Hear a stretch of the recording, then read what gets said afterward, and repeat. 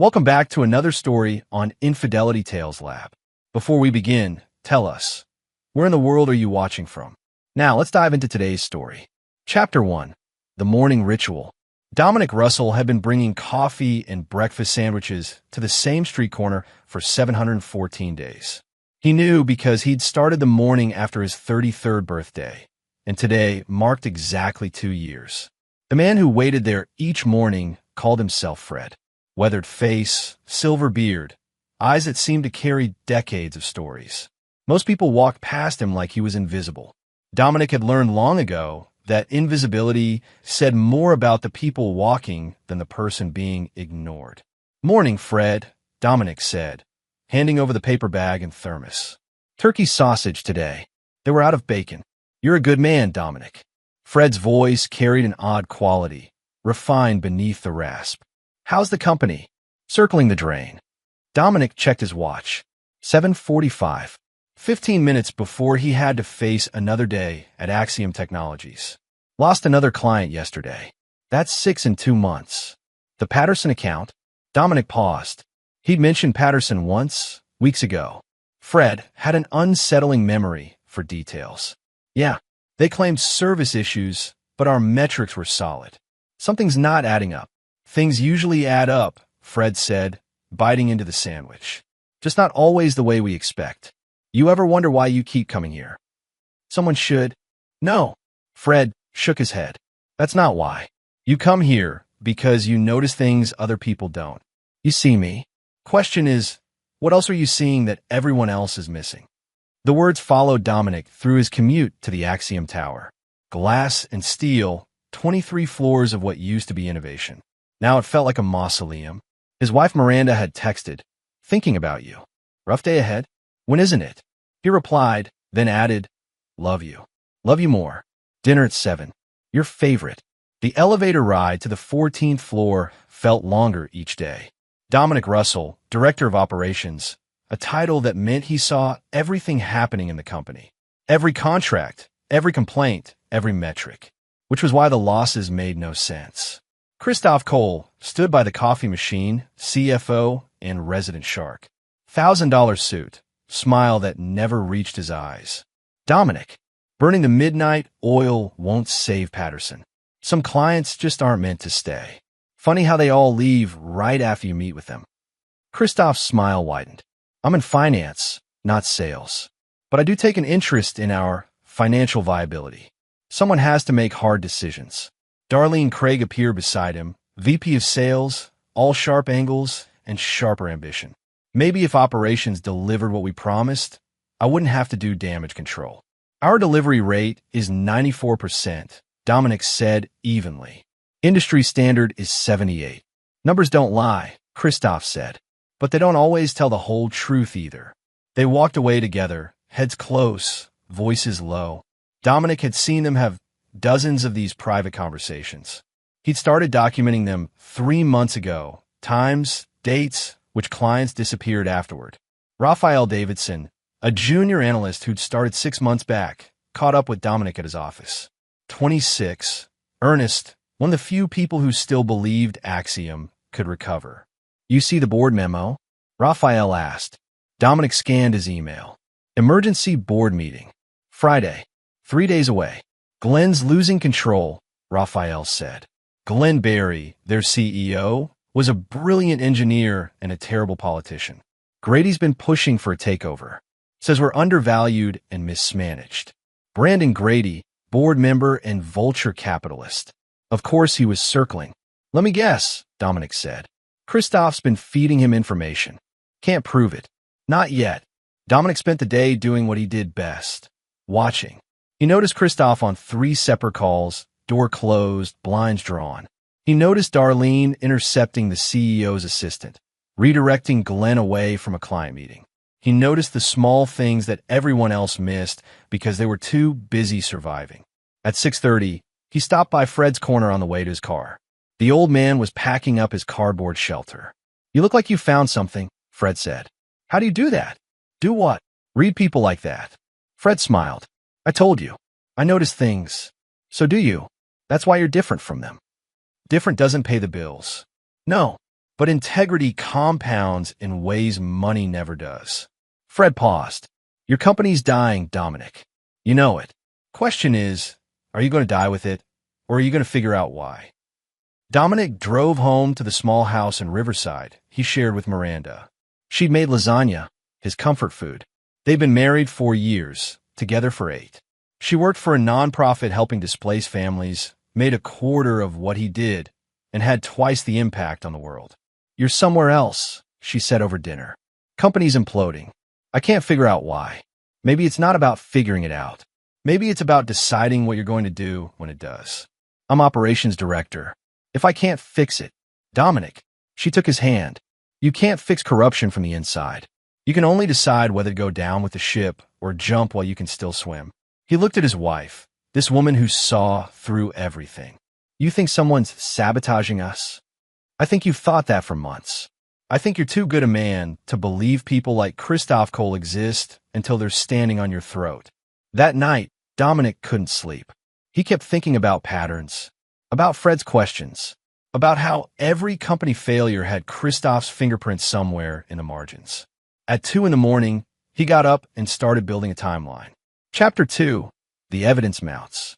Dominic arrived at Fred's corner at 7:15, 15 minutes early. The old man was already there, somehow looking more alert than Dominic felt after 3 hours of sleep. You didn't sleep, Fred observed. Started digging into something, and Dominic hesitated. He'd never told Fred specifics about work, not real details. But something about the man invited confidence. You ever feel like you're watching a magic trick? You know something's happening, but you can't see where the coin actually goes. Usually because you're watching the wrong hand. Yeah, Dominic handed over the coffee and food. I've been watching the wrong hand. At Axiom, he went straight to his office and locked the door. The timeline he built at 2 a.m. covered 18 months. Every client loss, every project failure, every mysterious setback. And underneath it all, a pattern. Christoph Cole had joined Axiom 20 months ago, brought in by Brandon Grady. Darlene Craig had arrived 2 months later. Before them, Axiom had been stable, growing even. After them, a slow bleed of disasters.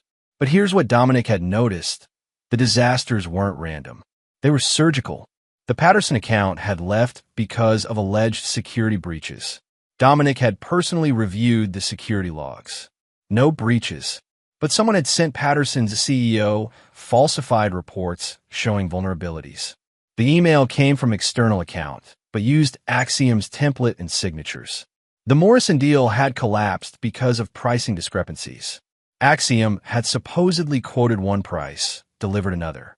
Except Dominic had the original quote in his files, accurate to the dollar.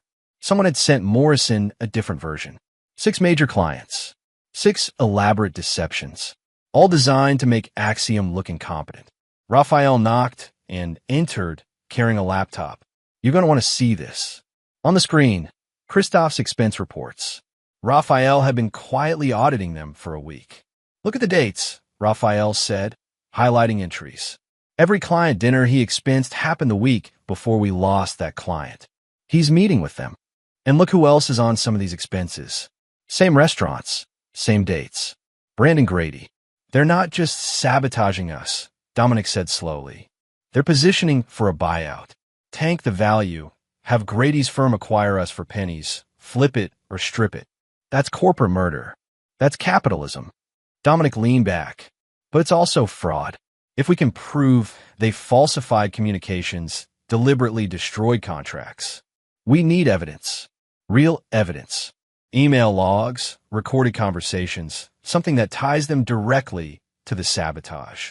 Dominic thought about the closed-door meetings, the private calls. Christoph and Darlene were too smart to leave obvious tracks. Then we get creative, Dominic said. That afternoon, Dominic attended the executive meeting. Glenn Berry looked like he'd aged 5 years in 5 months.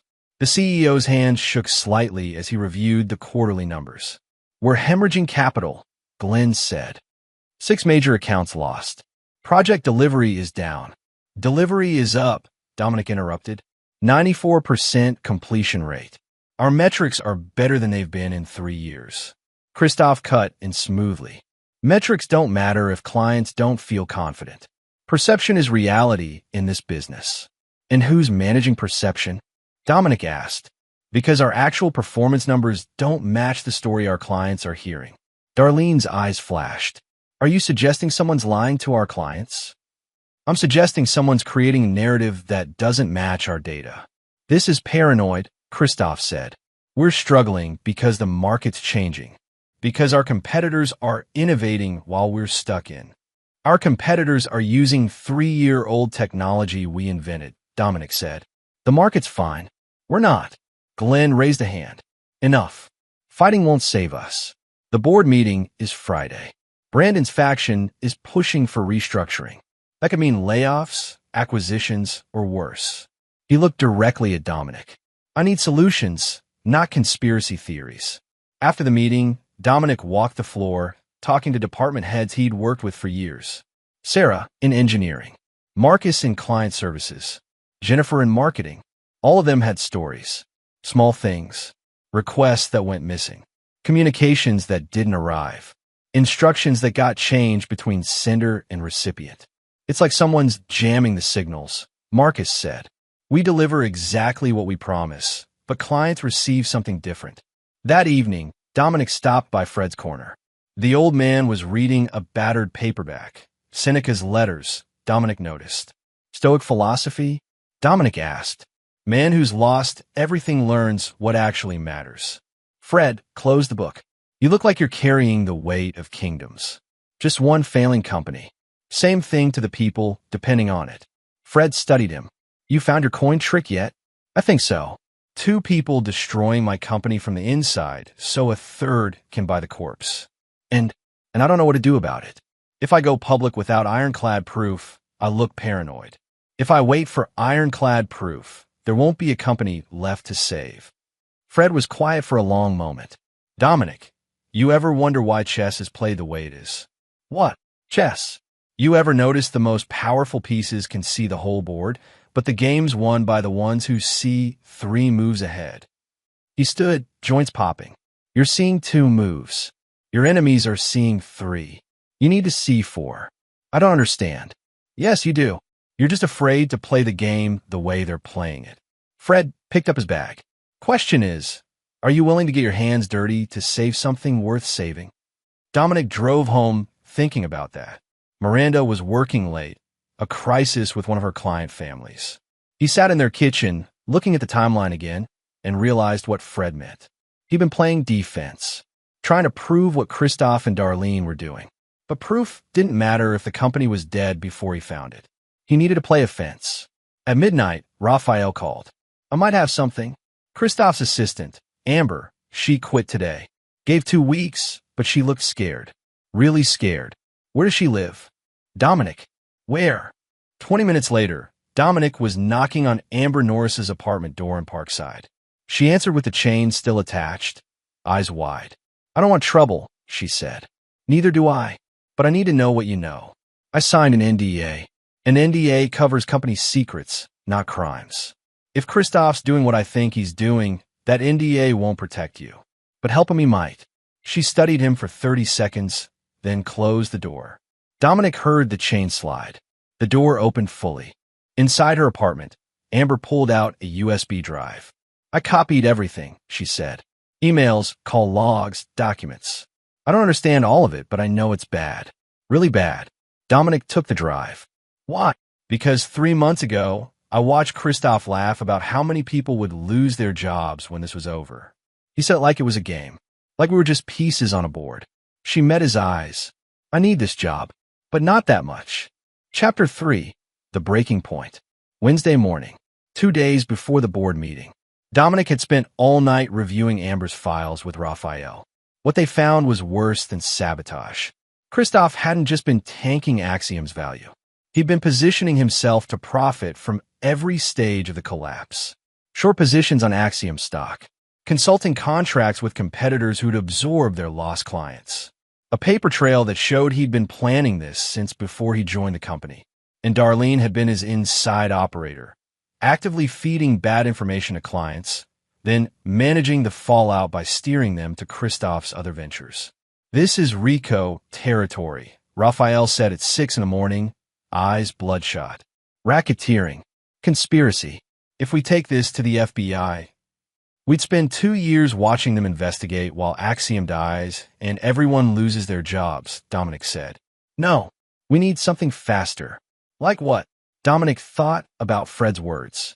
C4 moves ahead. Play offense. We need to make them think they've won. Then we burn them with their own victory. At Fred's corner, the old man was waiting with something Dominic had never seen before, a slight smile. You look different, Fred said. I stopped playing defense. Good. Defense never won anything worth winning. Fred took the coffee. You got a plan? Working on it. Let me guess. You're going to expose them. Public scandal. Let the system handle it. Something like that. Dominic. Fred's voice turned sharp. The system that let them do this in the first place won't punish them for doing it. Rich men don't go to jail for being clever. You want real justice? You have to build it yourself. I can't just. Can't what? Fight back? That's exactly what they're counting on. Good men with rules fighting bad men without them. Fred leaned forward. You've been good your whole life. Where has it gotten you? Watching bad people win. The words hit harder than Dominic wanted to admit. At Axiom, the atmosphere was funeral. People clearing desks, updating resumes, preparing for Friday's meeting like it was an execution. Glenn called Dominic into his office at noon. The CEO looked broken. Brandon's offering to buy the company, Glenn said. $70 million. It's insulting. We're worth 3 times that. We were worth 3 times that before Christoph and Darlene destroyed our reputation. Glenn's head snapped up. You have proof. Dominic thought about the USB drive, about Amber's files, about how long a legal battle would take. Not the kind that helps us Friday, he admitted. Then we're done. Glenn stood, walked to the window. 20 years building this company. 2 years watching it die. You know what the worst part is? I still don't understand what went wrong. You trusted the wrong people. No. Glenn turned. I trusted everyone the same. That was the mistake. In business, trust is a weapon. I just never learned how to use it. That afternoon, Christoph called an impromptu meeting. Just executives. He stood at the head of the conference table like he already owned the room. Friday's going to be difficult, he said. But I want you all to know, I've been working with Brandon Grady's team on a transition plan. If the acquisition goes through, there will be positions for key personnel. Define key, Dominic said. Christoph smiled. People who understand how to adapt, how to recognize when a ship is sinking and make smart choices. Darlene added, some people can't see reality until it's drowning them. Those people won't be invited to the lifeboat. The threat was clear. Get in line or get left behind. Dominic stood. I'll take my chances with reality. That night, he couldn't face going home. He drove to Fred's corner instead. The old man was packing up, but he stopped when he saw Dominic's car. Bad day. They're going to win. Friday, they'll buy the company for a fraction of what it's worth. Everyone I work with will lose their jobs, and Christoph and Darlene will walk away rich. Fred sat down on his cardboard. Come here. Dominic sat beside him on the cold concrete. You know what I learned living out here? Fred asked. Everyone walking past thinks they know my story. Failed businessman. Addict. Lazy. They've got me figured out in 3 seconds. You're none of those things. No, but they don't know that because they never asked. They never noticed. Fred turned to face him. You've been noticing me for 2 years. Bringing me food, having real conversations. Why? Because you're a person. Because you see things other people don't. That's not weakness, Dominic. That's power. The question is, are you ready to use it? How? By seeing what your enemies don't. They think you're predictable. Good man plays by rules, goes down with dignity. Show them what you really are. What am I? Fred smiled. Patient, strategic, angry enough to be dangerous, smart enough to hide it. He stood. Friday's going to be interesting. Make sure you're ready. Dominic drove home finally, arrived close to midnight. Miranda was waiting up. I thought maybe you'd left the country, she said. Thought about it. She pulled him close. Whatever happens Friday, we're okay. Jobs end. Companies die. We survive. It's not about the job. It's about watching bad people win because good people didn't fight hard enough. Then fight harder. She looked up at him. But don't fight clean. not against people who've already proven they won't. Thursday, Dominic spent the day preparing. He met with Raphael, with department heads he trusted, with clients who'd left but still took his calls. He built a network, a plan, and he called Glenn into his office at 5 p.m. "I need you to trust me," Dominic said. "Tomorrow at the board meeting, let it play out. Don't fight Brandon's offer. Let them think they've won. That's surrender. That's strategy." Dominic slid a folder across the desk. "Trust me." One last time. Glenn opened the folder, read for 5 minutes, then looked up with something Dominic hadn't seen in months: hope. "You're sure about this?" "I'm sure that if we fight them their way, they win. If we change the game." Dominic smiled. "See you tomorrow, Glenn." That night, he stopped by Fred's corner one last time. "Tomorrow," Dominic said. "Tomorrow," Fred agreed. "You ready?" "No, but I'm done being not ready." Fred laughed. A deep, genuine sound. "Good answer. See you soon, Dominic." Something about the way Fred said it made Dominic pause. But he was too focused on tomorrow to question it. At home, Miranda held him close. "Whatever happens tomorrow, I'm proud of you. Not for winning or losing, for fighting." Friday morning arrived cold and clear. Chapter 4. The Reveal. The boardroom of Axiom Technologies occupied the entire 23rd floor. Glass walls, imported marble, a table that cost more than most people's cars. Dominic had always hated it, a monument to executive vanity, while the people doing real work sat in cubicles 14 floors below. Today he loved it, because everyone could see in. Glenn Barry sat at the head of the table, looking smaller than usual. Brandon Grady was positioned to his right, power move obvious. Christoph Cole and Darlene Craig flanked him like bodyguards. The other board members, 5 total, looked uncomfortable, ready for unpleasant decisions. Dominic took his seat halfway down the table. Raphael sat behind him, officially there as a note-taker, unofficially there as his witness. "Let's begin," Glenn said quietly. "Brandon, you have the floor." Brandon Grady was 53, silver-haired, practiced smile. He'd made his fortune buying distress companies, stripping them for parts, firing everyone, and walking away with millions. Forbes called him a turnaround specialist. The people whose lives he destroyed had other names for him. "Thank you, Glenn." Brandon stood, commanding the room. "I'm not going to sugarcoat this. Axiom is dying. 6 major clients lost in 5 months. Stock value down 67%. Employee morale in the basement. The market has no confidence in this company's leadership." Glenn flinched but said nothing. "However," Brandon continued, "the underlying technology has value. The patents, the infrastructure, the client relationships that remain. My firm is prepared to offer $70 million cash for complete acquisition of Axiom Technologies. We'll retain essential personnel, restructure operations, and restore profitability within 18 months. That's less than a quarter of our valuation 2 years ago," one board member said. "That was 2 years ago," Christoph cut in. "The reality is we're worth what someone's willing to pay. Brandon's offer is generous given our current state." Darlene nodded. "I've been in talks with our remaining clients. Without significant changes, we'll lose 3 more accounts by quarter end. This offer might be our last viable option." Dominic watched them work the room. They'd choreographed this perfectly.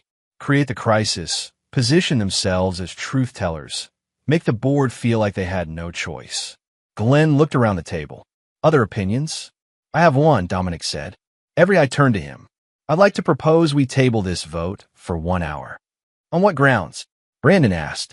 "On the grounds that 70 million is an insult, and accepting it would be malpractice." Christoph's smile was patronizing. "Dominic, we appreciate your loyalty, but I'm not finished." Dominic stood. "I've spent the last 3 months investigating why this company collapsed so quickly, and I found something interesting. Every major loss we've suffered has been preceded by Christoph or Darlene meeting with either the client or Brandon. Every single one." "That's my job," Darlene snapped. "Client relations. Is it your job to send falsified security reports to Patterson Industries? To give Morrison Corporation pricing quotes that didn't match our actual proposals? To systematically sabotage our reputation so Brandon here could buy us for pennies?" The room erupted. That's a serious accusation, Brandon said, voice dangerous. It's a provable fact. Dominic pulled out a tablet, started projecting onto the room's main screen. This is an email from an external account using Axiom's signature, sent to Patterson's CTO 3 days before they canceled their contract. It details security vulnerabilities that don't exist. Anyone could have sent that, Christoph said. True, except the IP address traces back to a cafe where Christoph's credit card was used that exact day. Same day, he expensed a client meeting at that location. Christoph's face darkened. This is absurd. Dominic clicked to the next slide. Here's the falsified Morrison quote. Same pattern. Sent from an external account. IP traced to a location where Darlene was logged into Axiom's VPN. He clicked again. Here's a spreadsheet showing Christoph's short positions on Axiom stock, betting against the company he was working for. Here's a list of consulting contracts he established with our competitors. Here's enough, Brandon stood. This is character assassination, not evidence. Where did you even get this information? From Christoph's former assistant. And before you threaten her with NDAs, I should mention I've already sent copies of everything to the SEC, the FBI's white-collar crime division, and 3 investigative journalists. Silence. Then Christoph laughed. You're bluffing. Even if any of this were true, which it isn't, it would take years to investigate. By then, this company will be dead and buried. You've accomplished nothing except making yourself look paranoid. He's right, Brandon said. You're wasting everyone's time with conspiracy theories. Let's vote. I second tabling the vote, one of the other board members said. Tom Gray, an engineer who'd helped found Axiom with Glenn. I want to see this evidence properly reviewed. As do I, said another. Brandon's jaw clenched. Fine.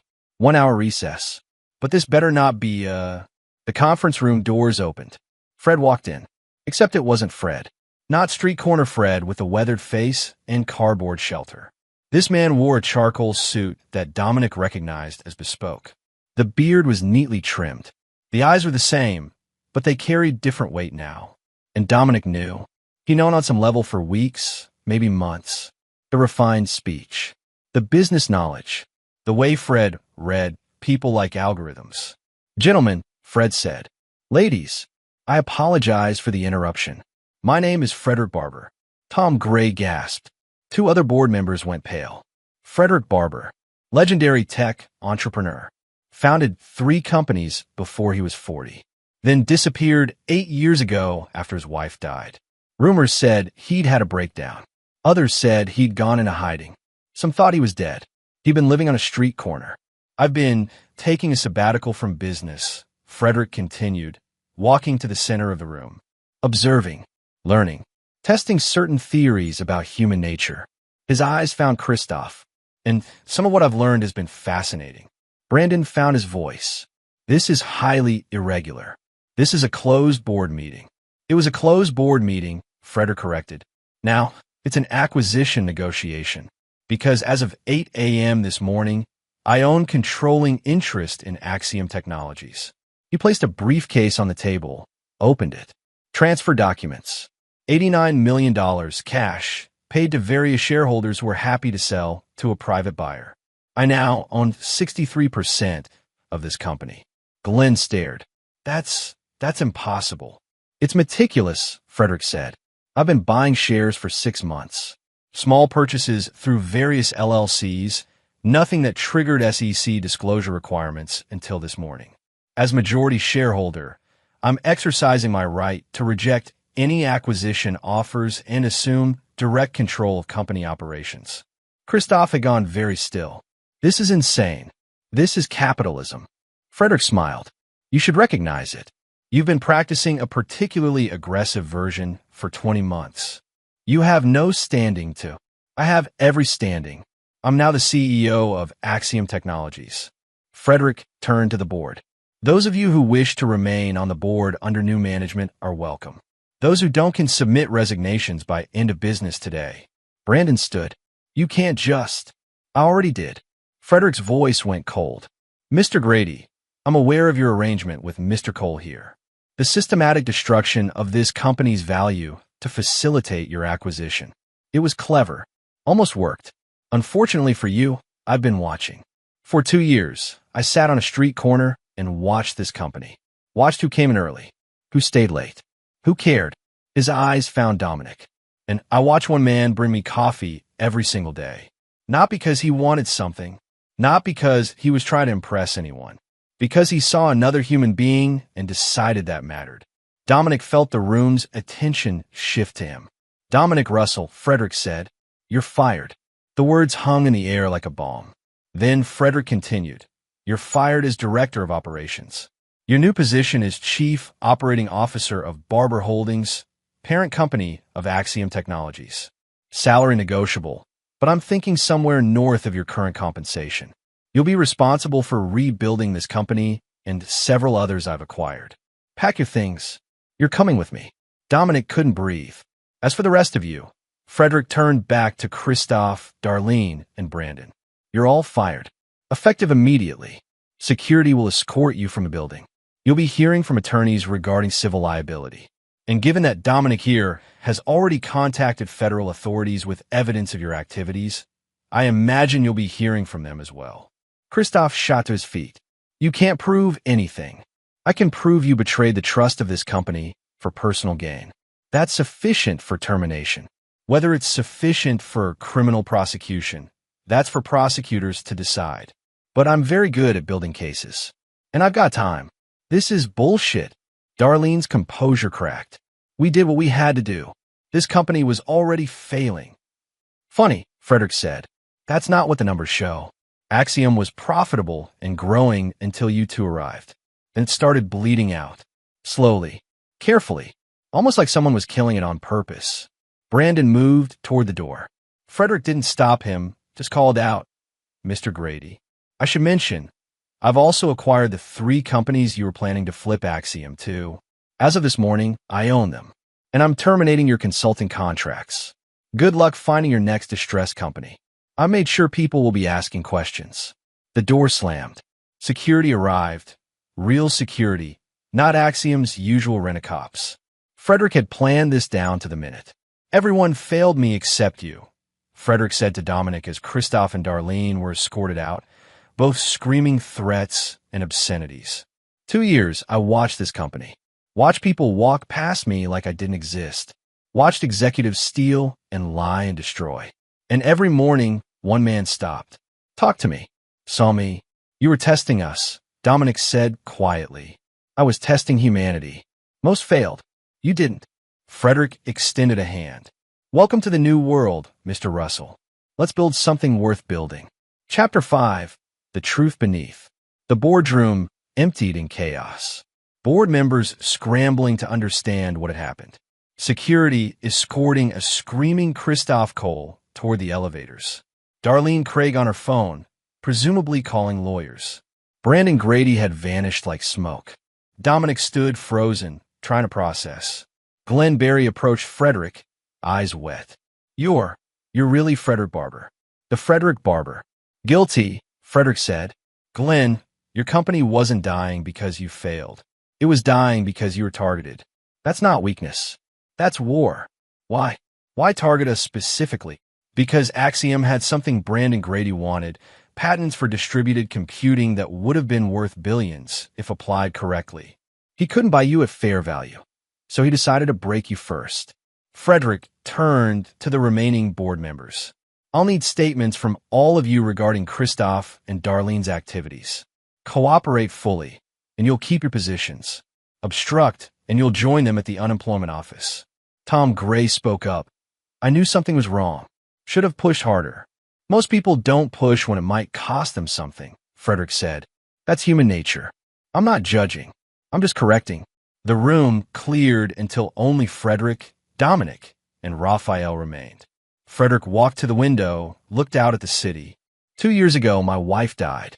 Cancer. We fought it for 3 years, and we lost. Afterward, I couldn't be Frederick Barber anymore. The meetings, the money, the artificial urgency of it all. It felt obscene. So I walked away. To live on the street, Dominic said. To live honestly. No pretense, no performance. Just existing. Frederick turned. And you know what I discovered? People are who they really, are when they think you can't do anything for them. Executives walked past me every day. Some laughed. Some looked disgusted. A few gave money, but even that felt transactional, like purchasing indulgence. But not Dominic, Raphael said quietly. Not Dominic. He stopped. He asked questions. He listened. For 2 years. Frederick smiled. You told me about your wife. Your frustrations at work. Your belief that things should be better, even though you couldn't see how. And I watched you at this company. Watched you stay late fixing other people's mistakes. Watched you fight for employees Christoph wanted to fire. You were a good man in a corrupt system, and instead of corrupting you, it just made you tired. So you decided to buy my company? I decided to buy several companies. Axiom was just the most urgent. Brandon Grady's been running this scam for years. Target a valuable company, plant operatives inside, tank the value, acquire cheap, flip fast. He's done it 11 times. Made $200 million destroying thousands of lives. And now? Dominic asked. Frederick's smile turned sharp. Now I own the companies he was planning to use in his next 3 schemes. He's done. Finished. His reputation in venture capital will be radioactive by Monday. That's not enough, Dominic said. Both Frederick and Raphael looked at him. What? Frederick asked. It's not enough. He walks away. Christoph and Darlene walk away. Maybe they face some civil suits, maybe some fines. But they keep their money. They keep their freedom. In 2 years, they're doing it again to someone else. Frederick studied him. What do you want? I want them destroyed. Completely. The way they tried to destroy us. That's not business, Dominic. That's revenge. Is there a difference? Frederick laughed, long and genuine. God, you really have been paying attention. All right, let's talk about what real victory looks like. They moved to a smaller conference room. Frederick had Raphael pull up files on Christoph, Darlene, and Brandon, not just their work at Axiom, but their entire careers. Christoph Cole, Frederick said, reading. Harvard MBA. Worked for 4 companies before Axiom. Fired from 2, resigned for personal reasons from the others. Each company struggled after he left. He's been doing this for years, Raphael said, but never caught. Because he's smart. He doesn't steal directly, too obvious. He creates conditions for failure, profits from the collapse, moves on. Classic corporate psychopath. Darlene Craig, Dominic pulled up her file. Similar pattern. 5 companies in 7 years. Always in sales or client relations. Always leaves right before things implode. They're a team, Frederick said. Partners. Probably romantic, definitely professional. They find vulnerable companies, hire in, destroy from within, split the profits. How are they not in prison? Because it's legal, Frederick said. Technically, they're not embezzling. They're not committing fraud in any way prosecutors can prove. They're just very bad at their jobs in ways that happen to benefit them financially. Dominic felt rage building. So they just get away with it. Not necessarily. Frederick pulled up another document. Here's what I learned living on that street corner. The law isn't the only form of justice. Sometimes you have to build your own. Over the next 3 hours, Frederick laid out a plan. It was elegant, brutal, and completely legal. Christoph has been shorting Axiom stock, Frederick explained. Those positions are public record. He bet heavily that the company would tank. But now that I've acquired it and stabilized it, those shorts are going to cost him millions. In fact, he smiled. Raphael, what would happen if Axiom's stock price suddenly spiked? Raphael caught on immediately. He'd have to cover his positions. If he can't, he defaults. Loses everything. And I just acquired the 3 biggest tech companies in our sector. If I announce a merger, a real one, creating a tech conglomerate, Axiom stock would triple overnight. He'd be bankrupted, Dominic said. Completely. But here's the beautiful part. It's not revenge. It's just business. I'm making a legitimate business decision. If it happens to destroy someone who tried to destroy my company. Frederick shrugged. That's just unfortunate consequences. What about Darlene?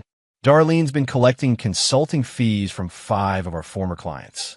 I've already contacted them, shown them evidence of her sabotage. They're filing civil suits. Class action. She'll spend the next decade in court. And even if she wins, the legal fees will bankrupt her. And Brandon? Frederick's smile faded.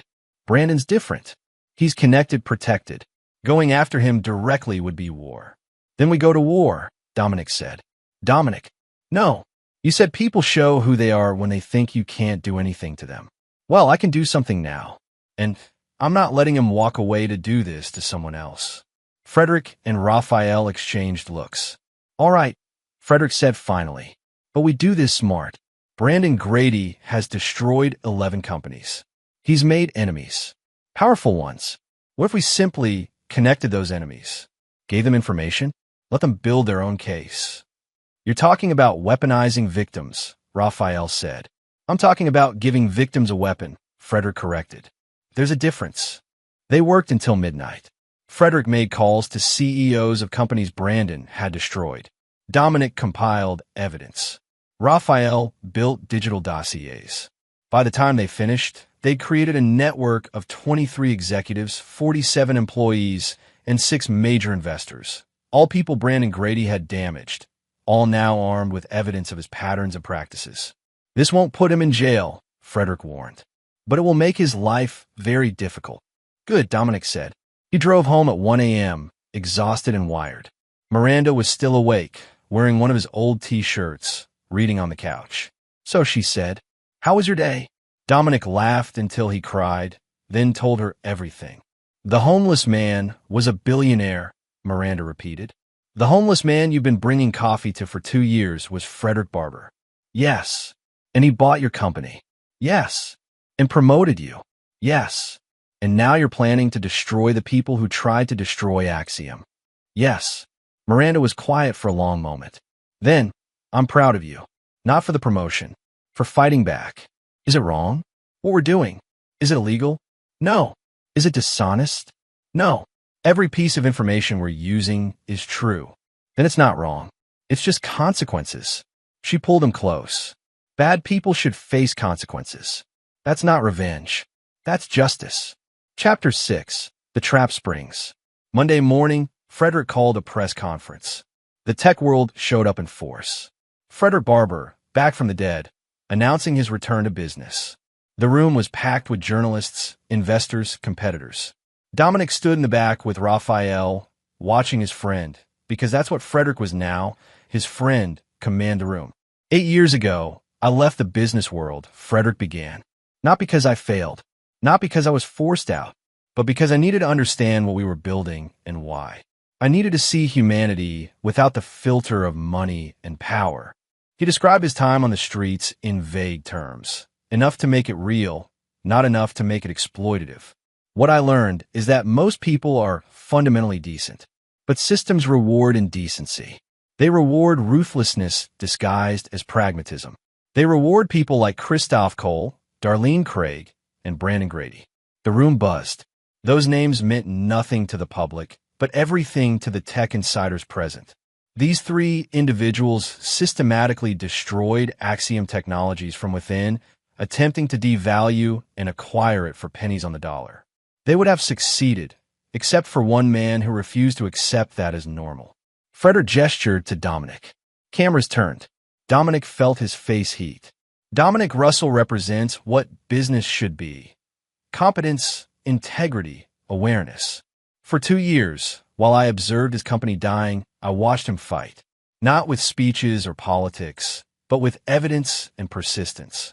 He saw problems everyone else ignored. And when those problems tried to destroy him, he fought back with truth. Frederick paused, building drama. Today, I'm announcing the formation of Barber Holdings, a new conglomerate merging Axiom Technologies with 3 other companies I've acquired. Combined valuation, $4.2 billion. Specializing in distributed computing, AI infrastructure, and ethical tech development.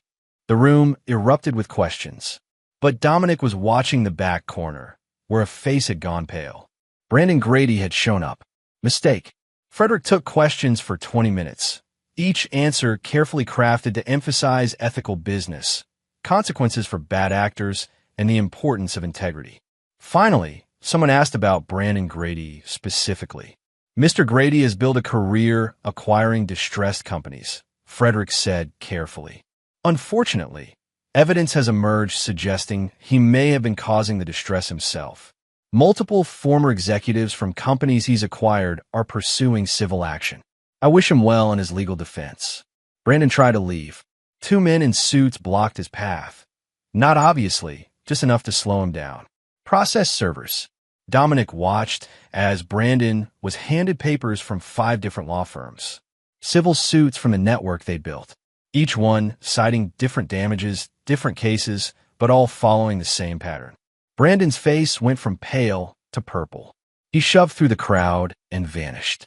Phase 1 complete, Raphael whispered. Phase 2 starts in 3, 2, 1. On cue, Dominic's phone buzzed.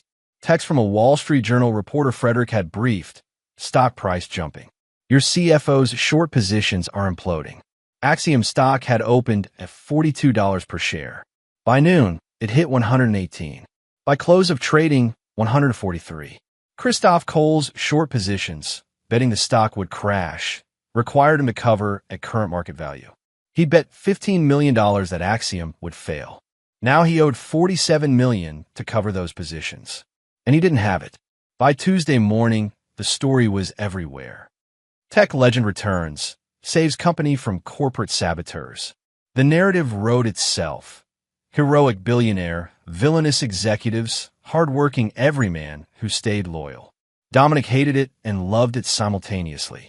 Hated the simplification, the way media turned real pain into entertainment.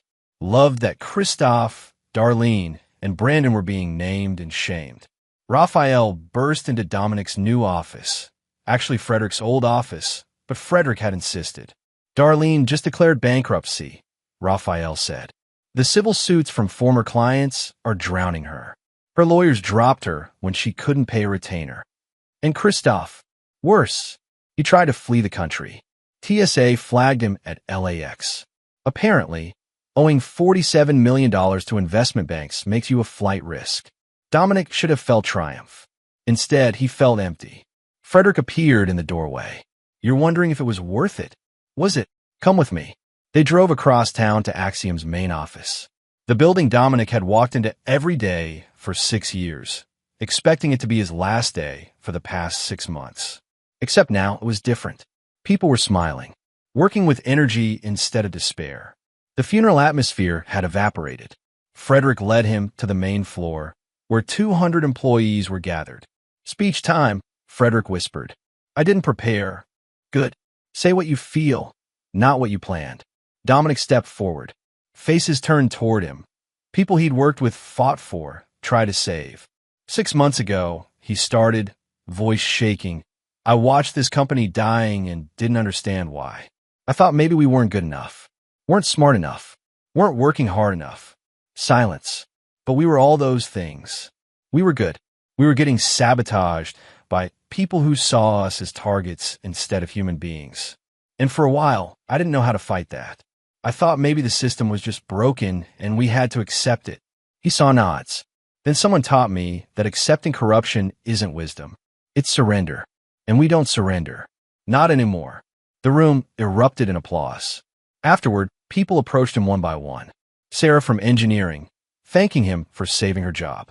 Marcus from client services, saying he'd been updating his resume weekly, expecting the end. Jennifer from marketing, eyes wet, telling him about her daughter's college fund she'd thought would be emptied.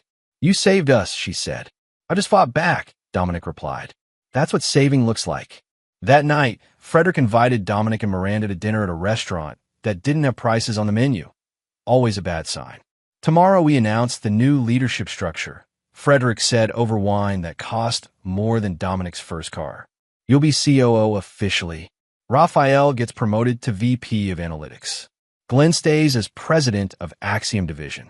We're rebuilding the board with people who give a damn. What about you? Miranda asked. Frederick smiled. I'm going to do what I should have done 8 years ago. Build companies that matter. Not just financially, ethically. No more rewarding people like Christoph. No more looking away when Brandon Grady types destroy lives for profit. That's naive, Dominic said. The system rewards exactly those people. Then we change the system, one company at a time. Dominic's phone buzzed. News alert. Brandon Grady Ventures files for bankruptcy protection, citing coordinated litigation campaign by former business associates. Frederick saw the notification and raised his glass. To coordinated litigation campaigns. May they become the new normal. They drank. There's something I don't understand, Dominic said. You could have revealed yourself at any time. Could have bought Axiom 6 months ago, a year ago. Why wait? Because revenge without patience is just violence. I needed to understand who deserved saving and who deserved destroying. 2 years watching taught me more than 20 years doing. And what did you learn? That there are more good people than I thought. Fewer than I hoped. But enough. Frederick looked at Dominic. You know what the real difference is between people like us and people like Christoph? What? We care about something beyond ourselves. He cares about winning. We care about what winning is for. Miranda squeezed Dominic's hand under the table. What happens now, she asked. Now, Frederick said, we build something that lasts longer than quarterly earnings reports. We build something worth believing in. It sounded like idealism, naive corporate optimism. But looking at Frederick, the man who'd spent 2 years homeless to understand humanity, Dominic thought maybe naivety was just optimism that refused to surrender. I'm in, Dominic said. Good. Frederick smiled. Because Phase 3 starts tomorrow. Phase 3. Brandon Grady destroyed 11 companies. We've saved one. I think we should save the rest. Chapter 7. The Network. 3 weeks later, Dominic stood in a conference room in Chicago with 9 CEOs whose companies Brandon Grady had destroyed. Frederick had arranged the meeting quietly, carefully, through back channels and personal contacts. Each CEO represented a company that had been targeted, devalued, and acquired by Grady's various ventures. We're not here for revenge, Frederick began the meeting. We're here for reconstruction. The CEOs ranged from sympathetic to skeptical. Tom Richardson of Cybernet Systems, a software company Grady had stripped and sold 4 years ago, leaned back in his chair. Reconstruction is a nice word for we're all still angry, Tom said. Good, Frederick replied. Anger that becomes action is called justice. We're building a network of companies committed to ethical business practices, not just in mission statements, in actual practice. And we're going to use that network to make predatory acquisition impossible. How?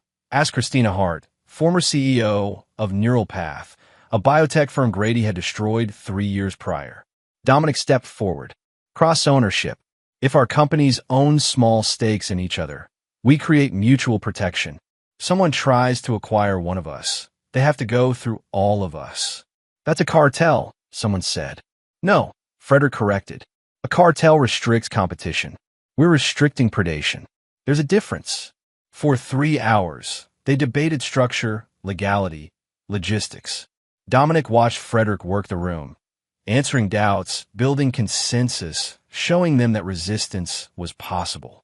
By the end, they had commitments from 7 of the 9 companies. This is insane, Raphael said later, back at the hotel. You're trying to rebuild business ethics from scratch. Someone has to, Frederick replied. But why you? You're already rich. You could retire, live on a beach, never worry about any of this again. I tried that. It's called homelessness. Frederick smiled. Turns out I need purpose more than I need beaches. Back in their home office at Axiom, Dominic found the work consuming but meaningful. They weren't just rebuilding one company. They were establishing new standards. Employee ownership programs, transparent accounting, independent ethics boards, whistleblower protections that actually worked. You're going to get destroyed by competitors who don't limit themselves this way, one investor warned. Maybe, Dominic said, or maybe we'll prove that ethical businesses are more sustainable. Either way, we're trying. The investor laughed. Sustainable ethics. That's an oxymoron. Only because people like you made it one. But the real test came 6 weeks after the network formed. Christoph Cole resurfaced. Not physically. He was still in legal purgatory, drowning in debt and litigation. But his name appeared on documents associated with a new venture, Prometheus Capital Partners. He's doing it again, Raphael discovered, pulling up corporate filings. Different name, different structure, but same pattern. He's raising money to acquire distressed tech companies. How? Is that even legal? Miranda asked. She'd started attending some of their strategy meetings, offering perspective from the nonprofit world. Because he hasn't been convicted of anything, Frederick explained. Civil suits are pending, but criminally, he's clean. And investors have short memories when there's money involved. So what do we do? Dominic studied the filings. Prometheus was targeting a semiconductor company in Oregon, Westchip Technologies. Medium-sized, struggling with supply chain issues, perfect prey. We get there first, Dominic said. Frederick nodded. I'll make the call. 24 hours later, they were in Portland, meeting with Kevin Erickson, CEO of Westchip. Kevin was 58, tired, defeated. I appreciate the interest, but we've already got an offer on the table. Prometheus Capital. They're offering $140 million. That's more than we're worth. They're offering more than you're worth right now, Dominic corrected. But you're worth $300 million if properly managed. Prometheus will buy you for $140, strip your patents, fire your workforce, and flip the IP for $500 million. You'll get your money. Your employees will get nothing. Kevin flinched. I don't have a choice. We're 3 months from bankruptcy. You do have a choice, Frederick said. We'll match their offer, $140 million. But instead of acquisition, we'll do it as a partnership. Westchip remains independent. We provide capital, operational expertise, and access to our supply chain network. You retain control. Your employees keep their jobs. Why would you do that? Because we're building something different, Dominic said. And we need partners who believe companies are more than just assets to be extracted. Kevin studied them. This is real. You're not going to turn around and screw us. We're going to turn around and help you compete, Frederick said. The screwing is reserved for people like Christoph Cole. Kevin signed the partnership agreement that afternoon. 2 days later, Prometheus Capital's offer was rejected. Christoph's new venture lost its first target. But they didn't stop. Over the next 3 months, Dominic tracked Prometheus targeting 5 more companies. Each time, Frederick's network got there first. Sometimes with capital, sometimes with partnerships, sometimes just with information showing the targets what Prometheus really was. Christoph was being systematically blocked from rebuilding his empire. He's going to retaliate, Raphael warned. Let him, Dominic said. The retaliation came in the form of a lawsuit. Prometheus Capital sued Barber Holdings for tortious interference with business relationships. The legal argument was thin. Companies were free to reject offers, but it was expensive and public. Exactly what Christoph wanted. He's trying to make us toxic, Miranda said, reading the coverage, making it look like we're the bullies. Frederick seemed unconcerned. Let him file. Discovery will be interesting. Discovery? He's suing us for interfering with his business. That means we get to subpoena his business records. Every document, every communication, every investor relationship. Frederick smiled. Christoph just gave us legal access to everything we need to finish destroying him. The lawsuit lasted 4 months. During discovery, Dominic's team found what they'd suspected. Prometheus Capital was funded by 7 investors who'd all profited from Brandon Grady's previous schemes. The new venture was essentially the old playbook with new branding. More importantly, they found communications showing Christoph coordinating with Darlene Craig, who was supposed to have no business relationship with him given pending litigation. The judge dismissed Prometheus's lawsuit and referred several findings to prosecutors. By month 5, Christoph Cole was facing criminal charges: wire fraud, securities manipulation, obstruction of justice. Darlene Craig, trying to save herself, turned state's witness. And Brandon Grady, whose name appeared throughout their communications, suddenly found himself the target of a federal investigation. It's working, Raphael said, reading the indictment. We're actually going to put them away. Maybe, Frederick cautioned. Rich people are hard to convict. But even if they beat the charges, they're finished in business. No one will work with them. No one will fund them. They're ghosts. Dominic thought about that. The satisfaction of watching his enemies fall. The hollowness underneath. Why doesn't it feel better? He asked Miranda that night. Because destruction never feels as good as creation, she said.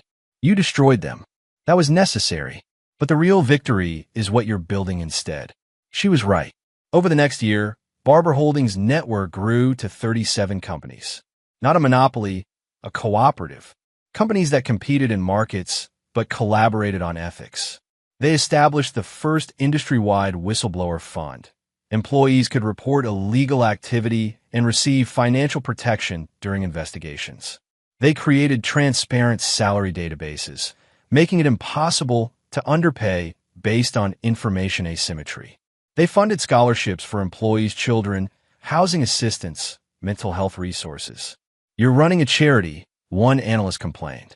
"We're running companies that give a damn," Frederick corrected. "And we're profitable." Turns out people work harder when they're treated like humans instead of expenses. The analyst published a scathing report predicting Barber Holdings would collapse within 2 years. 3 years later, they were the fastest-growing tech conglomerate in the country. Chapter 8, The Reckoning. The trial of Christoph Cole began on a Tuesday morning in downtown Los Angeles. Dominic sat in the gallery with Frederick, Raphael, and Miranda. They'd all taken the day off to watch. The prosecution built its case methodically. Wire fraud through falsified communications to Axiom's clients. Securities fraud through stock manipulation.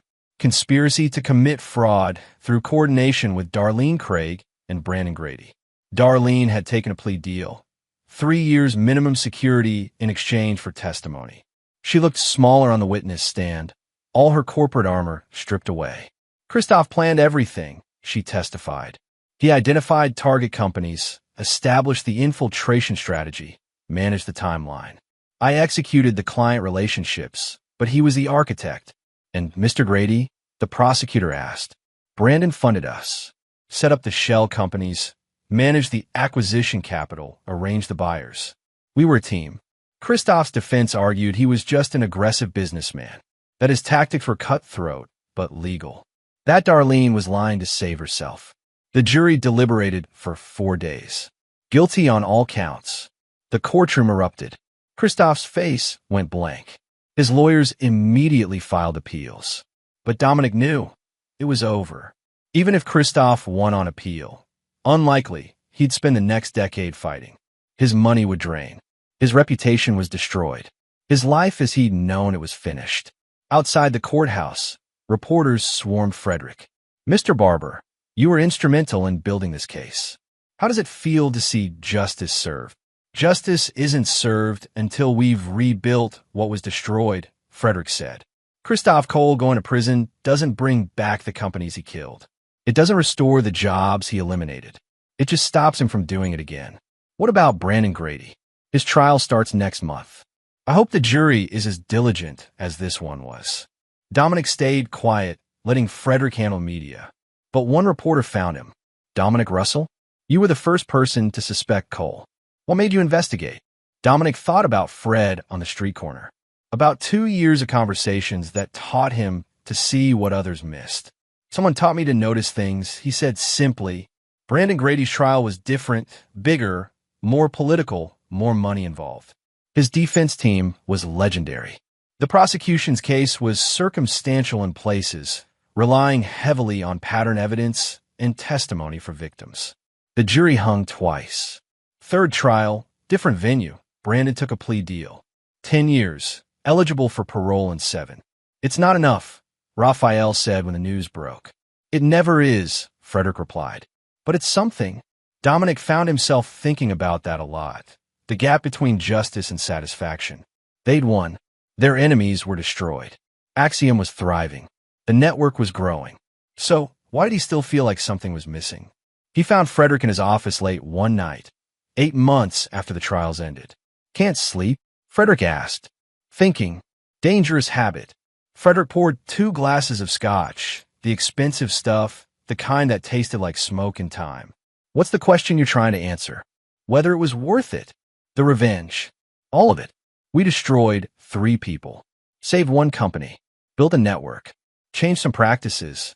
But did we actually change anything fundamental? Or did we just win 1 battle in a war that never ends?" Frederick was quiet for a long moment. "You know what I learned living on that street corner for 2 years?" "What?" "That change happens in individual moments. One person bringing coffee to someone everyone else ignores. One executive refusing to accept corruption as normal. One network deciding ethics matter. He met Dominic's eyes. Did we change capitalism? No. Did we prove that another way is possible? Yes. And sometimes that's enough. Is it? It has to be. Because the alternative is accepting that Christoph wins, even from prison, by making us believe fighting wasn't worth the cost. Dominic sipped his scotch. It burned perfectly. Besides, Frederick continued, we're not done. Brandon's network is bigger than we thought. There are 17 more venture capitalists running similar schemes. We've identified them, started building cases. That's years of work. Good thing we're patient. Frederick smiled. You taught me that. 2 years of coffee and conversation. That's patience. I didn't teach you anything. You taught me that kindness is a radical act in a system designed for cruelty. You taught me that one person choosing differently can inspire others. You taught me that the long game is the only game worth playing. Dominic felt something unknot in his chest, the thing he'd been carrying since the trials ended. They'd won. Not perfectly, not completely, but enough. What's next? He asked. Frederick pulled up a file on his computer. There's a medical device company in Atlanta, being targeted by one of Brandon's associates. They make affordable prosthetics for kids. Let me guess, someone's trying to acquire them, jack up prices, maximize profit? Exactly. When do we leave? Tomorrow. Dominic called Miranda. Headed to Atlanta tomorrow. Should be back by weekend. Save the world again. Just one company. But it's a start. Always is, she said. Love you. Love you more. He hung up and looked at Frederick. You ever wonder if we're just playing the same game with better marketing? Every day. Then I remember, better is still better. And if we don't play, the Christophs win by default. They worked until 3 a.m., building strategy, identifying allies, planning the approach. When Dominic finally left the office, dawn was breaking over the city. The same city where he'd walked past Fred for 2 years, then stopped one morning and changed everything. He drove to that street corner. It was empty now. Fred was Frederick again, living in a penthouse instead of cardboard. But the corner remained. A reminder. Dominic stood there for a moment, remembering. Then he got back in his car and drove home to Miranda, to the life they were building, to the work that never ended but always mattered. The long game, he thought. Always the long game. Chapter 9. The New Foundation. 2 years after the trials, Barber Holdings had become something Frederick and Dominic hadn't quite anticipated, a movement. 63 companies in the network now. 14 industries. 12,000 employees who'd been saved from predatory acquisitions. And something more interesting, 19 companies had approached them not because they were in trouble, but because they wanted to join something that mattered.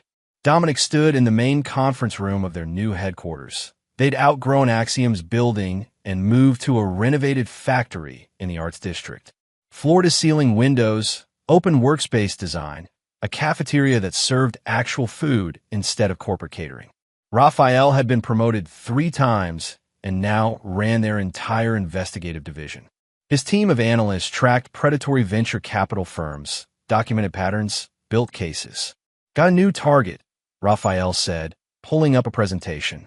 Vulture firm out of Boston. They're targeting a renewable energy company in Nevada. Standard playbook, plant an insider, tank the value, acquire cheap. Who's the insider? Dominic asked. Raphael clicked to the next slide. Glenn Berry. Dominic felt his stomach drop. No, Glenn wouldn't. Look at the timeline.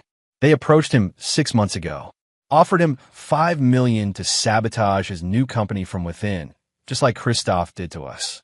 Did he take it? That's the interesting part. Raphael pulled up an email. He took the meeting, listened to the pitch. Then he contacted us. The email was short. Dominic, they're trying to do to someone else what happened to us. Thought you should know. Glenn. Dominic laughed. He's a mole. He's a convert, Frederick said, entering the room. People change when they see what's possible. Glenn watched us rebuild Axiom into something worth believing in. Now he wants to be part of it. So what's the play? We let Glenn pretend to cooperate. Document everything. Build the case. Then we don't just save the renewable company. We destroy the vulture firm, try and kill it. That's 3 months minimum, Raphael said. Good things take time, Frederick replied. The operation took 4 months. Glenn played his role perfectly, feeding the vultures enough information to keep them interested while Raphael's team documented every communication. When they finally sprang the trap, it wasn't in court.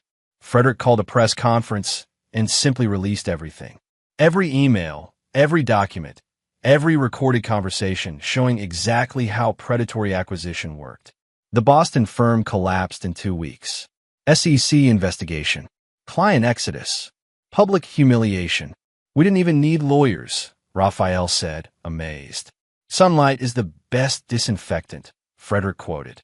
Sometimes justice is just making people see what's been hidden. But the real change was happening elsewhere. Miranda had joined Barber Holdings full-time, creating their social impact division. She built programs connecting profitable companies with community needs, not charity, but partnership. Axiom's engineering team now spent 20% of their time building tools for nonprofits. Westchip manufactured components for low-cost medical devices. 3 companies in the network created a scholarship fund that had already sent 200 kids to college. You're bleeding profit, one investor complained at a shareholder meeting. We're investing in the future, Dominic corrected. There's a difference between bleeding and feeding. The investor sold his shares. 5 others bought them. Dominic found himself thinking about Fred sometimes, not Frederick the CEO, but Fred, the homeless philosopher on the corner. Do you miss it? He asked one evening. They were having dinner at Frederick's penthouse, something that had become a monthly tradition. Miss what? The simplicity, the street corner. No board meetings, no investors, no politics. Frederick considered. I miss the clarity. When you have nothing, people's true nature shows immediately. Now I have to work harder to see it. But I don't miss the cold, or the hunger, or the despair. He smiled. Turns out you can maintain clarity while also sleeping in a bed. Who knew? Miranda raised her glass. To clarity and beds. They drank. There's something I need to tell you both, Frederick said. I'm stepping back. Silence. Not retiring, he clarified. Transitioning. Dominic, I want you to take over as CEO of Barber Holdings. Raphael as COO. Miranda running all social impact. I'll remain chairman, but day-to-day operations are yours. Frederick, I'm 63 years old. I spent 2 years homeless for years building this network. I've got another chapter left, but it's not running companies. He paused. I want to teach. Share what we've learned. Help other CEOs understand that another way is possible. Teaching, Dominic said. Someone has to show the next generation that the Christophs don't have to win. That business can be a force for good if we choose to make it one. 3 months later, Frederick launched the Barber Institute for Ethical Business, a combination think tank, training program, and consulting firm helping companies transition to stakeholder-focused models. Dominic became CEO on a Monday morning. It felt surreal. Raphael appeared in his office at 9. First crisis. One of our network companies is struggling. They kept too many employees when they should have downsized. Now they're bleeding cash. Which company? MediSupply. They manufacture medical equipment. Dominic remembered them. They joined the network 18 months ago, specifically because they refused to fire their workforce during a rough quarter. What do they need? Either a cash injection or they start layoffs next month. Dominic thought for approximately 3 seconds. Cash injection. Set up a network fund. All 63 companies contribute based on revenue size. We protect our own. That's not sustainable long-term. Neither is letting good companies die because they chose people over profit. Dominic met Raphael's eyes. We're building something different. That means different rules. The network fund was established within 2 weeks. MediSupply survived. And 6 months later, when another network company struggled, the fund activated again. You're creating a safety net for inefficiency, one analyst wrote. We're creating a system where companies can make ethical choices without dying, Dominic corrected in his response. If you call that inefficiency, we're using different dictionaries. But the real test came in year 3. One of their network companies, Tech Forward, a software firm they'd saved from acquisition, got bought by a major corporation. Not hostile, not predatory, just a founder who wanted to retire and accepted a generous offer. The new owners immediately started dismantling everything that made Tech Forward special, firing senior employees, cutting benefits, stripping out the culture. This is what always happens, one board member said. You can't protect companies forever. Eventually, capitalism finds a way. Then we buy it back, Dominic said. That's not financially. I don't care. We made a promise to those employees, to that culture. If one of our companies gets acquired by someone who destroys what we built, we buy it back. Frederick, in his new role as chairman, nodded. Do it. The buyback cost $94 million. It was the largest single expenditure Barber Holdings had ever made. But Tech Forward's employees got their company back. The culture survived. And more importantly, the network learned they could actually protect each other indefinitely if they committed to it. You're changing capitalism, Miranda said one night, reading coverage of the buyback. No, just proving alternatives exist. Same thing. Maybe it was.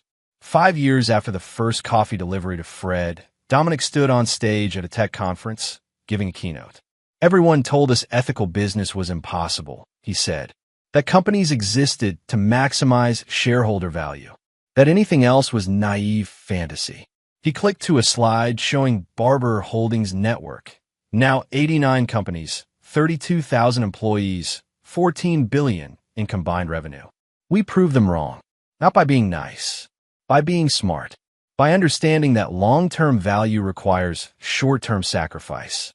That companies strong enough to invest in people become companies people invest themselves in. The audience applauded, some skeptically, some genuinely.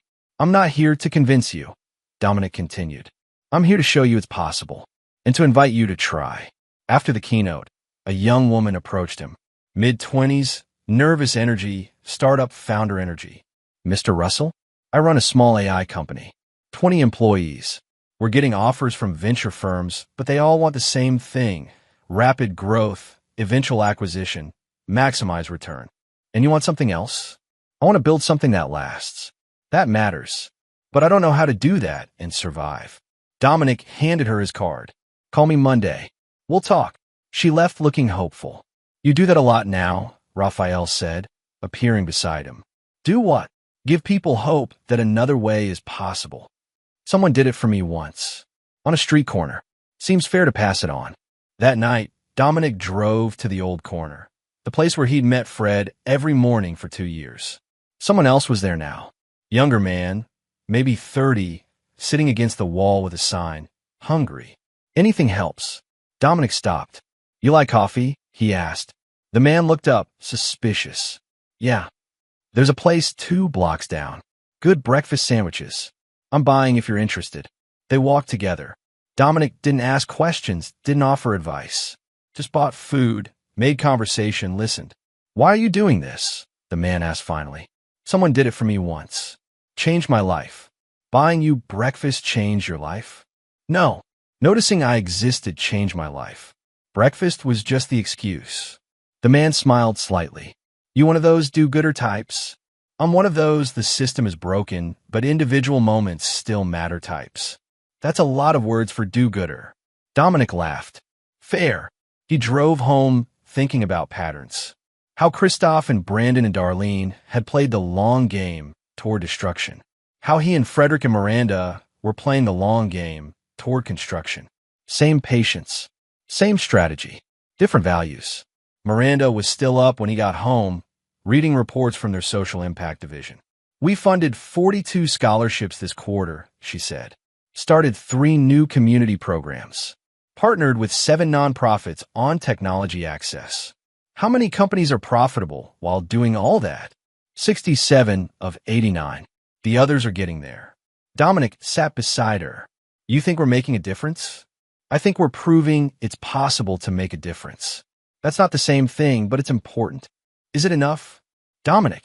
She took his face in her hands. You saved a company, built a network, sent hundreds of kids to college, destroyed the people trying to destroy others. What more do you want? To know it won't all collapse the moment we're not paying attention. Then build something that doesn't need you to survive. Build a system that outlasts you. She was right. Over the next year, Dominic focused on infrastructure. Not buildings, culture. They created leadership programs teaching the Barber Holdings model, established investment funds specifically for ethical companies, built frameworks other organizations could adopt. Frederick's Institute graduated its first class of CEOs committed to stakeholder capitalism. The network grew to 112 companies, and slowly, almost imperceptibly, the conversation began to change. Business schools started teaching their case studies. Investors began asking about long-term sustainability instead of just quarterly returns. The idea that companies could choose differently stopped being radical and started being reasonable. "You're not changing capitalism," Raphael said at a 5-year anniversary celebration. "You're just making it slightly less terrible." "I'll take it," Dominic replied. Frederick stood to give a speech. He looked older now, more silver in his beard, but his eyes carried the same intensity Dominic remembered from those street corner conversations. "5 years ago," Frederick began, "I walked into a failing company in a $10,000 suit and fired everyone except one man. People called it dramatic, called it revenge, called it theater, laughter from the assembled employees and partners. It was none of those things. It was recognition. Recognition that Dominic Russell had spent 2 years proving he saw what others didn't. That he cared when caring was unfashionable. That he fought when fighting seemed pointless." He turned to Dominic. "Everything we built came from that. From one person choosing differently every day for 2 years. From refusing to accept that the system was unchangeable. From believing that slow, patient work towards something better was worth the cost." Frederick raised his glass. "To patience, to persistence, to the long game." The room erupted in applause. Later, after the celebration ended, Dominic found Frederick on the roof deck of their headquarters, looking out at the city. "You miss the street corner?" Dominic asked. "Every day, and not at all." Frederick turned. "I miss the simplicity, but I don't miss being invisible. And I definitely don't miss being powerless to help the people who needed it." "You think we helped?" "I think we proved helping is possible. That might be more important." They stood in comfortable silence, watching the city lights. "What's next for you?" Dominic asked. "Teaching, writing, trying to document what we learned so others don't have to start from scratch." Frederick smiled. "You?" "Same thing I've been doing. One company at a time. One employee at a time. One choice at a time. The long game. Always the long game." Frederick clapped him on the shoulder. "You know what I learned from 2 years watching you bring me coffee?" "What?" "That the world doesn't change in dramatic moments. It changes in quiet, consistent, decent actions repeated until they become normal." He met Dominic's eyes. "You changed my life by being consistent. Now you're changing business the same way. By being so relentlessly decent that eventually people stop being surprised by it." Dominic felt something in his chest. Not victory, but satisfaction. The deep kind that comes from knowing the work matters, even if it's never finished. "Think we'll actually change anything long-term?" he asked. "I think we already have. Whether it lasts." Frederick shrugged. "That's for the next person who stops to buy a stranger coffee. And the one after that. And the one after that. So it never ends?" "No, but that's okay. Good work never does." Dominic drove home that night thinking about beginnings and endings. About how he'd started this journey, not knowing where it would lead. How Fred had been Frederick all along, watching and waiting for someone to notice. How 2 years of small kindnesses had built into something larger than either of them planned. Miranda was asleep when he got home. He stood in their bedroom doorway, watching her breathe, thinking about the life they'd built together through all of this. She'd been right from the beginning. Companies die, jobs end, they survive. But they'd proven something else too. Sometimes, not always, not easily, but sometimes you could build things that lasted. Companies that cared. Systems that worked. Victories that mattered. It wasn't perfect. It wasn't complete. It would never be finished. But it was real. And that, Dominic thought, settling in a bed beside his wife, preparing for another day of the long game tomorrow, was enough. The end. Epilogue. 10 years later. A young operations manager named Cameron Hogan walked past a homeless woman on his way to work every morning. Everyone else ignored her. Cameron stopped one day, bought her coffee, and started a conversation. He didn't know she was Dominic Russell, testing a theory about whether what she and Frederick had built would outlast them. He didn't know that stopping, noticing, caring would change his life. He just knew someone needed coffee. And that, Dominic thought, watching from across the street in ordinary clothes with her silver hair pulled back, was exactly the point. The long game wasn't about any one person. It was about creating a world where the next person made the same choice. And the one after that. Forever. And there you have it. Another story comes to an end. What did you think? I'd love to hear your thoughts in the comments below. If you enjoy this story, consider joining our community by subscribing. It means the world to us. For more stories like this one, check out the recommended videos on screen. And I'll see you there. Welcome back to another story on Infidelity Tales Lab. Before we begin, tell us, where in the world are you watching from? Now, let's dive into today's story. Chapter 1. Foundations Built on Lies. Lucas Smith adjusted his tactical vest one last time before stepping off the transport helicopter onto Afghan soil.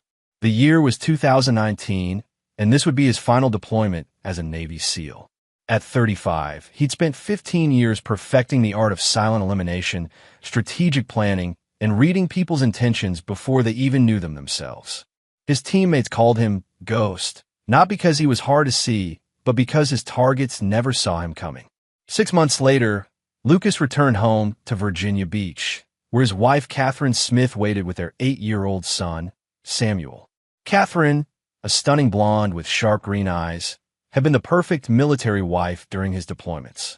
She sent care packages, wrote letters, and maintained their suburban home with precision that would make any commanding officer proud.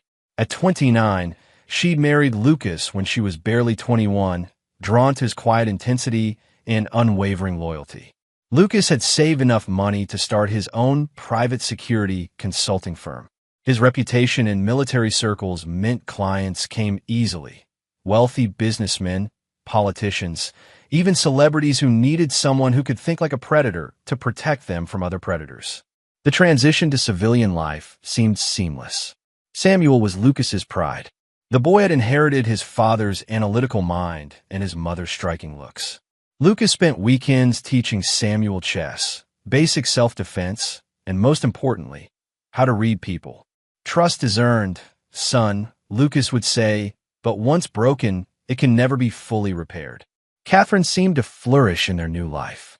She joined the country club, became active in Samuel's school PTA, and threw dinner parties that became legendary among Virginia Beach's social elite. Lucas noticed how easily she charmed everyone, how she could make any man feel like the most important person in the room. He'd always admired this skill, never thinking it might one day be turned against him. The first red flag came 8 months after his return. Lucas's firm was booming, requiring him to travel occasionally for high-profile clients. During a 3-day trip to protect a senator in Washington, D.C., Lucas received a call from Samuel's school. His son had been in a fight, unusual for the typically controlled boy. When Lucas returned home early, he found Catherine in the kitchen, her makeup slightly smudged, claiming she'd been at the gym. But Lucas's trained eye caught details others missed. Her workout clothes were too clean, her hair too perfect for someone who'd been exercising. More tellingly, her phone was face down on the counter, something she never did. That night, after Catherine fell asleep, Lucas did what came naturally to him. He investigated. Her phone revealed deleted text messages, carefully cleared browser history, and most damning of all, a second social media account he'd never known existed. But Lucas was patient. 15 years of military operations had taught him that the best intelligence came from watching and waiting. Lucas began documenting everything with a methodical precision that had kept him alive in war zones. Catherine's schedule, her unexplained absences, the way she'd grown distant during their intimate moments. She was covering her tracks well, but not well enough for someone trained to detect deception at the highest levels. The breakthrough came when Lucas recognized a pattern in her behavior. Every Tuesday and Thursday, Catherine claimed to have yoga classes, but Lucas discovered the studio had been closed for renovations for 3 weeks. On Thursday evening, instead of confronting her, Lucas followed at a distance using techniques that had allowed him to track Taliban commanders through the mountains of Afghanistan. Catherine drove to an upscale apartment complex across town, using a key card to enter a building Lucas had never seen before. Through surveillance equipment he'd installed in their car weeks earlier, Lucas tracked her movements. She went to apartment 4B and stayed for exactly 2 hours. That night, Lucas lay beside his sleeping wife, staring at the ceiling, his mind calculating possibilities like a chess grandmaster planning 20 moves ahead. Catherine had no idea that her husband possessed skills that made him one of the most dangerous men in Virginia. She thought she was deceiving a simple businessman who happened to be a veteran. She had no idea she was betraying a predator. Chapter 2. The Web Titans. Lucas spent the next 3 weeks conducting surveillance on apartment 4B with the patience of a sniper waiting for the perfect shot. He rented a unit across the street under a false identity, one of several he'd maintained since leaving the military. Using high-powered optics and listening devices, he gathered intelligence on his target.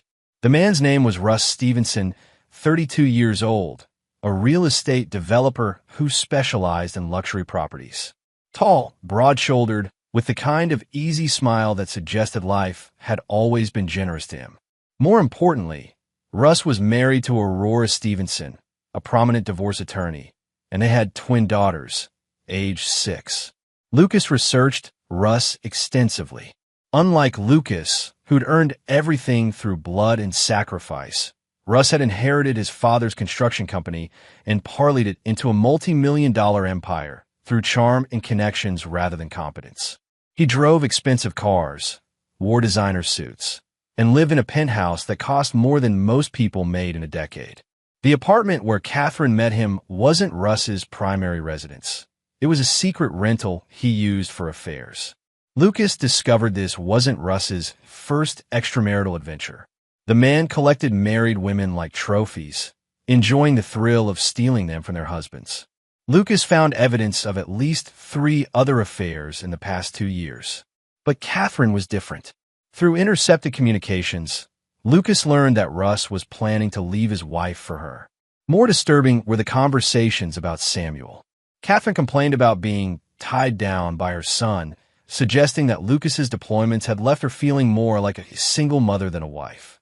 The recordings from their Tuesday meetings revealed the depth of Catherine's betrayal.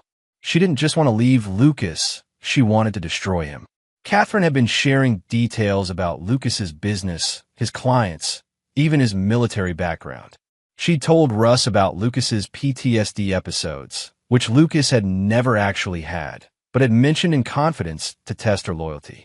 She mocked Lucas's boring personality and his dedication to Samuel. Most painfully, Lucas heard Catherine laughing as she described Lucas as completely clueless about their affair. "He's so trusting," she said. "Sometimes I think all those years in the military made him stupid about real life." Lucas had survived Taliban ambushes, had been shot twice, and had lost brothers in arms to IEDs, but nothing had prepared him for the cold precision with which his wife dissected their marriage for another man's entertainment. The breaking point came when Lucas intercepted a planning session between Catherine and Russ. They weren't just planning to leave their spouses. They were planning to ensure Lucas would be left with nothing. Catherine had already consulted Aurora Stevenson about Virginia's divorce laws, learning how to maximize her settlement. They discussed claiming Lucas was abusive, using his military training as evidence that he was dangerous. But the most chilling revelation came when they discussed Samuel. Catherine wanted full custody, not out of maternal love, but because child support would be more lucrative than alimony, given Lucas's income. Russ suggested they could send Samuel to boarding school once they were together. "The kid's too much like his father anyway," Catherine said, all serious and judgmental. "He'll be better off away from us." That night, Lucas sat in his home office, surrounded by evidence of his wife's betrayal, planning his response with the cold calculation that had made him legendary among special operations forces. But this wouldn't be a quick elimination mission. This would be a campaign designed to systematically destroy everyone who had betrayed him.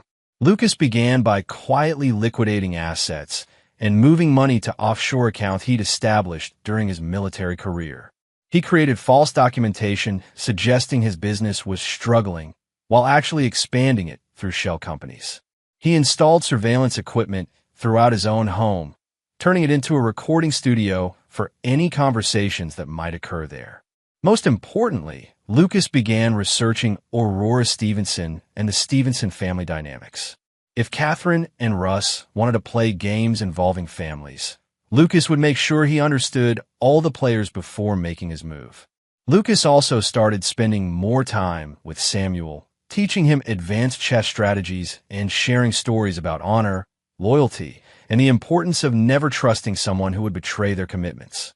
Samuel absorbed these lessons eagerly, having no idea his father was preparing him for the war that was coming. As Lucas tucked Samuel into bed one evening, his son looked up at him with those serious eyes and said, "Dad, you seem different lately. Are you okay?" Lucas smoothed his son's hair and replied, "Sometimes, son, you discover that people you trust aren't who you thought they were. When that happens, you have to decide whether you're going to be a victim or whether you're going to take control." "What would you do, Dad?" Lucas's smile was cold as winter. "I make sure they never forgot the lesson I taught them." Chapter 3: The Perfect Storm. 3 months after discovering Catherine's betrayal, Lucas had transformed from a loving husband into a calculating strategist. His investigation had revealed that Russ and Catherine's relationship was escalating rapidly. They'd moved beyond their Tuesday and Thursday meetings to planning weekend getaways, telling their respective spouses they were attending work conferences or visiting friends. Lucas used this time to deepen his surveillance and create what military strategists called battlefield preparation. He identified every person in both their social circles, mapped their routines, and most importantly, began introducing small chaos elements into their lives to increase stress and paranoia. Russ's construction projects began experiencing mysterious delays. Permits got lost in bureaucratic red tape. Suppliers suddenly had inventory problems, and key subcontractors received better offers elsewhere. Nothing that could be traced back to Lucas, but enough to put financial pressure on Russ's empire. Lucas had learned that men like Russ became dangerous when cornered, and he wanted to see exactly how his wife's lover handled adversity. Meanwhile, Lucas played the role of the oblivious husband perfectly. He brought Catherine flowers, complimented her cooking, and made love to her with the same passion he'd always shown, all while recording every conversation and documenting every lie. Catherine's confidence grew with each successful deception, making her careless. The first major escalation came when Lucas discovered that Catherine and Russ had moved beyond planning to leave their spouses to actively sabotaging their marriages. Catherine had been creating situations designed to make Lucas look unstable or violent. She'd started arguments in public places, then claimed to friends that Lucas had anger management issues. She'd even gone so far as to photograph a bruise on her arm, which Lucas knew came from her overly aggressive tennis instructor, and saved it in a private folder labeled evidence. But Catherine's most dangerous move was involving Samuel in her schemes. She'd started encouraging their son to confide in her about any concerning behavior from his father. She asked leading questions about whether Daddy ever scared him, whether he'd ever seen Daddy lose his temper, whether Daddy kept any weapons in the house. Lucas realized that his wife wasn't just planning to leave him. She was preparing to destroy his relationship with his son and potentially have him arrested for domestic violence. The cold calculation behind this strategy revealed a side of Catherine that Lucas had never suspected existed. Lucas's response was to begin documenting Catherine's real behavior. He installed motion-activated cameras throughout their home and recorded her phone calls. The footage revealed a woman who was emotionally distant from Samuel, often ignoring him for hours while texting with her lover. When Samuel asked for help with homework or wanted to share something about his day, Catherine dismissed him with increasing frequency. More damning were the recordings of her phone calls with friends, where she openly discussed her plans to take Lucas for everything he's worth and her excitement about her new life with Russ. In one particularly chilling conversation, she laughed about how easy it would be to manipulate the divorce proceedings because everyone always believes the wife in these situations. Lucas also discovered that Aurora Stevenson was not as ignorant of her husband's affairs as everyone believed. Through careful surveillance, he learned that Aurora knew about Russ's infidelities but stayed married for the financial security and social status. She'd been quietly building her own case for divorce, gathering evidence of Russ's affairs to ensure she received the maximum settlement. This revelation gave Lucas an idea that would form the centerpiece of his revenge strategy.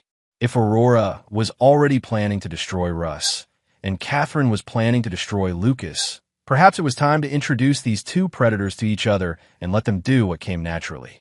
Lucas arranged for Aurora to accidentally discover evidence of Russ's affair with Catherine by leaving carefully placed clues that would lead her to the secret apartment. He ensured that Aurora would find documentation proving not only the affair, but also Russ and Catherine's plans to leave their respective spouses. The explosion was immediate and devastating. Aurora confronted Russ with divorce papers and a lawsuit that would freeze all his assets pending investigation of his business practices. She also sent Catherine a message that made it clear she knew about the affair and was prepared to make Catherine's life miserable. But Lucas's masterstroke was yet to come. He realized that Catherine and Russ, now facing the collapse of their respective marriages simultaneously, would become desperate. Desperate people made mistakes, and Lucas was counting on them to make one big enough to justify the final phase of his plan. That mistake came when Catherine approached her lover with a proposal that Lucas recorded through the surveillance equipment in their secret apartment. Facing Aurora's lawsuit and the potential loss of everything, Russ was receptive when Catherine suggested they eliminate their primary obstacles. What if something happened to Lucas? Catherine asked. An accident, maybe? He does dangerous work, travels to meet with shady clients. It wouldn't be that unusual. Russ's response chilled Lucas to the bone. I know people who could make that happen. Professional people. But it would cost us. I have access to Lucas's accounts, Catherine replied. And once he's gone, I'll inherit everything, including his life insurance. We could pay them and still have enough to start over anywhere we want. Lucas now had recorded evidence of his wife and her lover plotting his murder. But instead of going to the police, Lucas smiled for the first time in months. He'd spent his entire adult life learning how to hunt the most dangerous predators on Earth. Now it was time to show Catherine and Russ what a real predator looked like. Chapter 4. The Art of War. Lucas spent the following weeks allowing Catherine and Russ to believe their murder plot was moving forward, while actually controlling every aspect of their conspiracy. Through carefully placed intermediaries, he fed them information about hitmen willing to take the job, complete with fake references and fabricated success stories. Lucas was essentially hiring himself to kill himself, creating an elaborate theater where he controlled all the actors. The hitmen Catherine and Russ eventually contacted were Lucas's former special operations colleagues, Tommy Norman and James Archer, who'd left the military to start their own security consulting firm. When Lucas approached them with his situation, both men were eager to help their former team leader settle scores with people who'd tried to exploit his service and sacrifice. Lucas's plan was intricate, requiring precise timing and flawless execution. He would stage his own assassination attempt, complete with fake corpses and theatrical blood, while recording everything. The evidence would prove not only Catherine's adultery, but her willingness to commit murder for money.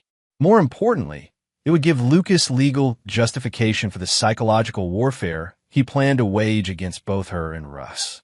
But first, Lucas needed to ensure Samuel's safety and position him as the innocent victim who deserved protection. Lucas arranged for Samuel to spend increasing time with his parents, Lucas's mother Bernice Smith and father Leonard Smith, both retired military who lived 2 hours away. Lucas told them he was concerned about Catherine's recent behavior and wanted Samuel to have some stability while he figured out their marriage problems. Bernice Smith had never liked Catherine, sensing something artificial about her devotion to Lucas. Leonard, a former Marine colonel, had always questioned why such a young woman would marry a man who'd be deployed for months at a time unless she had ulterior motives. When Lucas shared selected evidence of Catherine's betrayal, without revealing his full plan, both parents agreed to keep Samuel safe and testify on Lucas's behalf if needed. Meanwhile, Lucas used his network of contacts to learn everything possible about the men Catherine and Russ were trying to hire. He discovered they'd reached out to Floyd Hendricks, a known criminal who specialized in making murders look like accidents. Hendricks was currently under federal investigation for 3 unsolved cases, making him desperate enough to take risks for the right price.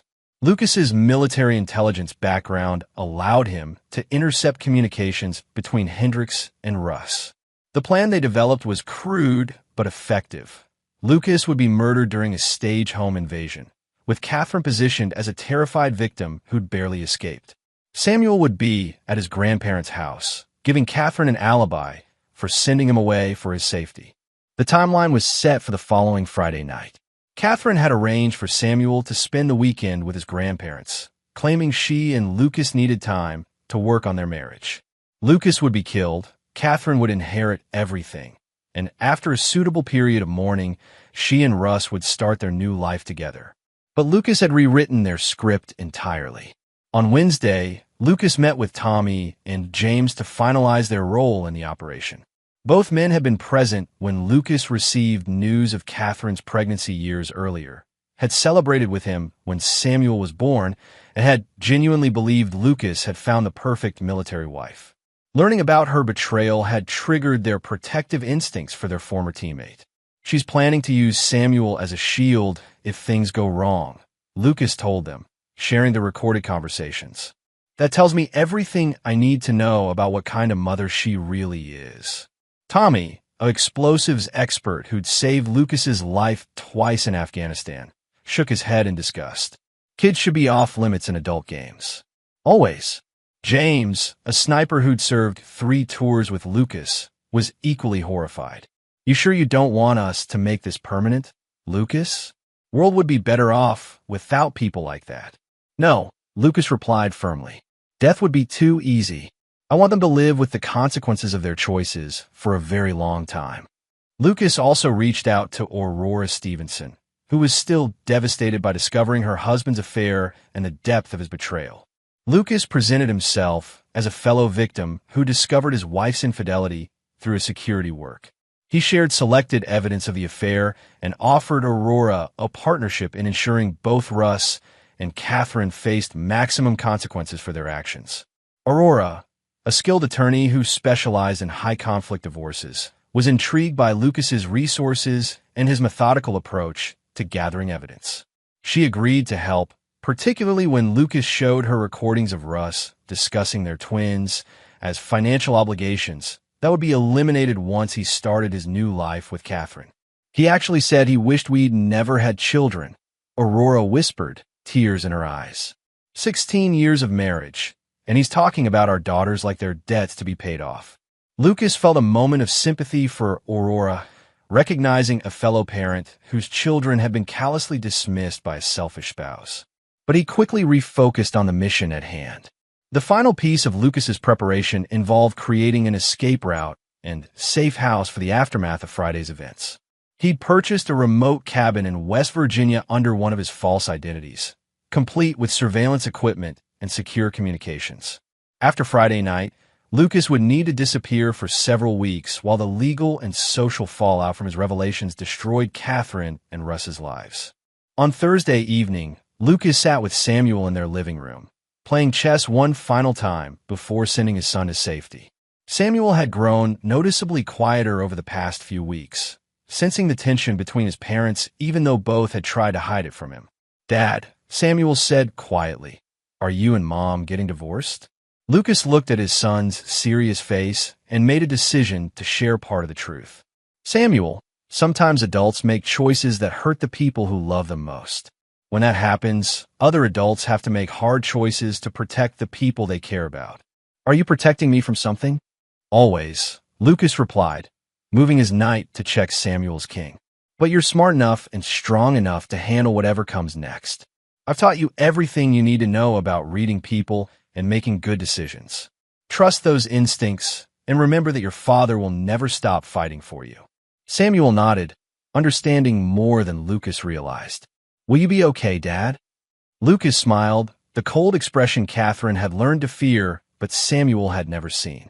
Your father knows how to handle people who try to hurt his family. Son, I'll be more than okay. Friday morning arrived with perfect clarity, and Lucas began the final day of his marriage to Catherine Smith. Chapter 5, Predator and Prey. Friday morning began with an unusual tenderness between Lucas and Catherine. She made his favorite breakfast, kissed him goodbye with what seemed like genuine affection, and reminded him she'd be home by 6 for their date night. Lucas played his part perfectly, acting like a man completely unaware that his wife was counting down the hours until his murder. Lucas spent the day making final preparations and positioning his people. Tommy and James were already in place at the house across the street, equipped with night vision equipment and recording devices that would capture every moment of the evening's events. Aurora was standing by with legal documentation that would be filed the moment Lucas gave the signal. Most importantly, Lucas had prepared a series of recordings and documents that would be automatically released to media outlets, law enforcement, and social media if anything went wrong with his plan. Catherine and Russ's conspiracy would be exposed regardless of what happened to Lucas personally. At 3 p.m., Lucas confirmed that Samuel was safe with his grandparents, then began the process of staging his own death. He'd spent weeks preparing fake blood, arranging furniture to suggest a struggle, and creating evidence that would support the narrative Catherine and her accomplices expected. At 4 p.m., Floyd Hendricks and his partner, a violent criminal named Hugo Bender, arrived at the predetermined location to collect their payment and receive final instructions from Russ. Lucas watched through surveillance as Russ handed over $50,000 in cash and provided detailed information about the house layout, security system, and Lucas's evening routine. Make it look like a robbery gone wrong, Russ instructed. And remember, his wife might be there. She's part of this, so don't hurt her, but make sure she looks like a victim who barely escaped. Hugo laughed. We've done this before, pretty boy. Your wife will be traumatized but unharmed, and your problem will be permanently solved. What none of them knew was that Lucas had replaced Hugo and Floyd with Tommy and James earlier that morning. The real criminals were currently unconscious in a storage facility, where they would remain until federal agents, whom Lucas had already contacted, arrived to arrest them for their previous crimes. At 5:30 p.m., Catherine returned home, visibly nervous but trying to maintain her normal routine. Lucas greeted her with a kiss and suggested they order dinner from their favorite restaurant. Catherine agreed, though Lucas noticed her checking her phone constantly and jumping at every sound. Everything okay? Lucas asked innocently. Just tired, Catherine replied. Maybe we should make it an early night. Lucas smiled. Actually, I have a surprise for you tonight.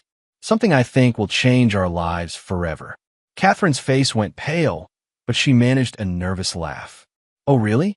What kind of surprise? You'll see, Lucas said, settling into his chair to wait for the show to begin. At exactly 7:15 p.m., the front door exploded inward as two figures in ski masks burst into the house. Catherine screamed convincingly, but Lucas could see the relief in her eyes as she recognized this was the plan unfolding as expected. What happened next, however, was not what she expected at all. Instead of the brutal but quick execution she'd been promised, Lucas moved with the fluid precision of a special operations veteran. In less than 10 seconds, both intruders were on the ground, with Lucas standing over them in a combat stance that would have been terrifying if Catherine had realized it was real. Stay down, Lucas commanded in a voice that made both Tommy and James, who were acting their parts perfectly, freeze in apparent terror. Lucas zip-tied their hands behind their backs, then removed their ski masks to reveal faces Catherine didn't recognize. Her confusion was obvious as she realized these weren't the men Russ had hired. "Who are you?" she whispered. Before anyone could answer, one of the phones on the floor buzzed with an incoming text message. Lucas picked it up and read the message aloud. "My son is in his room. Use him as a shield if you have to." Catherine's face went white as she realized her own words were being read back to her. Lucas looked at her with an expression of complete disgust. "Your son," he repeated quietly. "Use him as a shield?" "Lucas, I don't understand what's happening," Catherine stammered. Lucas picked up the phone and typed a response. "Your husband is gone. What to do with the boy?" The reply came almost immediately. "Finish him." Lucas held the phone so Catherine could see her own response, watching as she realized her entire plan had been exposed. The color drained from her face as the magnitude of her situation became clear. "Ow," she whispered.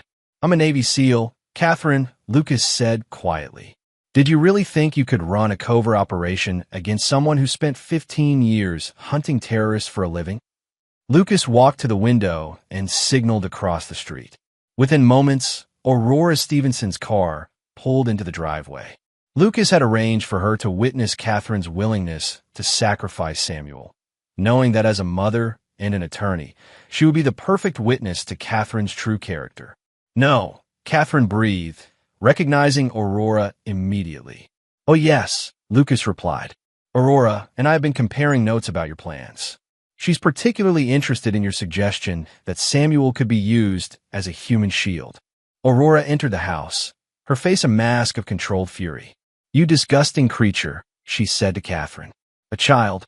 You were willing to let them use a child as a shield." Lucas helped Tommy and James to their feet, removing their restraints. Both men shook their heads in disgust as they looked at Catherine. "We've heard some sick things in our time," Tommy said, "but planning to sacrifice a kid to cover your tracks? That's a new low, lady." Catherine finally found her voice. "This isn't legal. You can't prove anything." Lucas smiled and pressed a button on his phone. Immediately, Catherine's voice filled the room. "My son is in his room. Use him as a shield if you have to." "I can prove everything," Lucas said quietly. "Every phone call, every text message, every meeting with Russ, every conversation about killing me and using our son as collateral damage. I have recordings of you planning my murder, Catherine, but more than that, I have recordings of you discussing Samuel like he's disposable." Catherine sank into a chair, finally understanding that she wasn't the hunter in this situation. She'd been the prey all along. "What do you want?" she whispered. Lucas's smile was colder than anything Catherine had ever seen. "I want you to understand that there are consequences for betraying people who love you. But we're not done yet. There's still one more person who needs to learn that lesson." Lucas picked up one of the ski masks and headed for the door. "Time to go collect your boyfriend." Chapter 6, The Hunter's Moon. Lucas drove toward the predetermined meeting spot where Russ was waiting to hear confirmation of his success. Catherine sat in the passenger seat, her hands zip-tied, a ski mask over her head, playing the role of captive. Aurora followed in her own car, while Tommy and James trailed at a distance to provide security. The plan was simple but devastating. Lucas would convince Russ that the murder had been successful, then reveal the truth about his own survival and the evidence he'd gathered. Russ would learn that his life was about to be destroyed not by an enemy, but by his own choices. Russ had chosen to wait in the parking lot of an abandoned shopping center, confident that he was about to become a wealthy man with no obstacles to his new life. He'd already prepared a romantic evening for Catherine, complete with champagne and plans to celebrate their freedom. Lucas pulled up beside Russ's Mercedes, keeping Catherine's face hidden behind the ski mask. Russ's window was down, and his excitement was obvious as he leaned out to get confirmation. "Is it over?" Russ asked eagerly. Lucas pulled off the ski mask, revealing his very much alive face. "For both of you it is." The look of shock and terror on Russ's face was worth every moment of preparation Lucas had invested in this operation. Russ tried to start his car and flee, but Lucas had disabled the engine earlier in the day. "Get out," Lucas commanded in the voice that had made Taliban commanders surrender without firing a shot.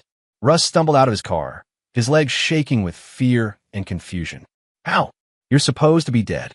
"Disappointing, isn't it?" Lucas replied. "Turns out hiring hitmen to kill a professional killer is harder than you thought." Lucas dragged Catherine out of his car and removed her ski mask, revealing her tear-stained face to her lover. "Tell him, Catherine. Tell him how this all went wrong." "He knew," Catherine whispered. "He knew everything. All along."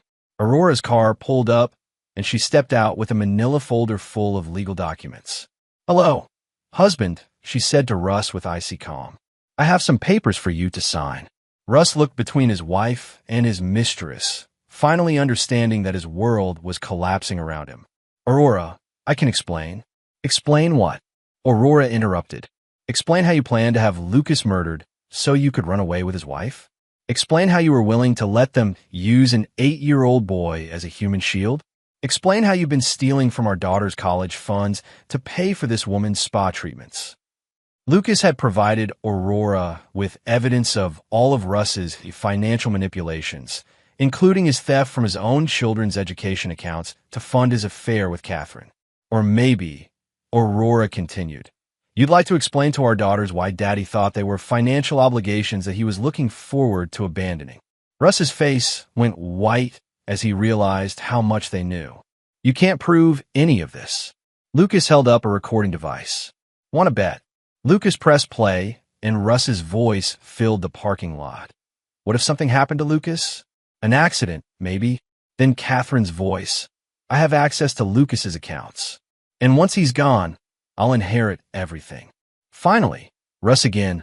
I know people who could make that happen. Professional people. Lucas let the recording continue for several minutes, watching as Russ realized that every detail of their conspiracy had been captured. When it finished, the silence was deafening. Here's what's going to happen, Lucas said quietly. Aurora is filing for divorce and taking everything you own. The federal authorities are arresting your actual hitman right now, and they're going to testify that you hired them to commit murder. I'm filing for divorce from Catherine and seeking full custody of Samuel based on evidence that she was willing to endanger his life.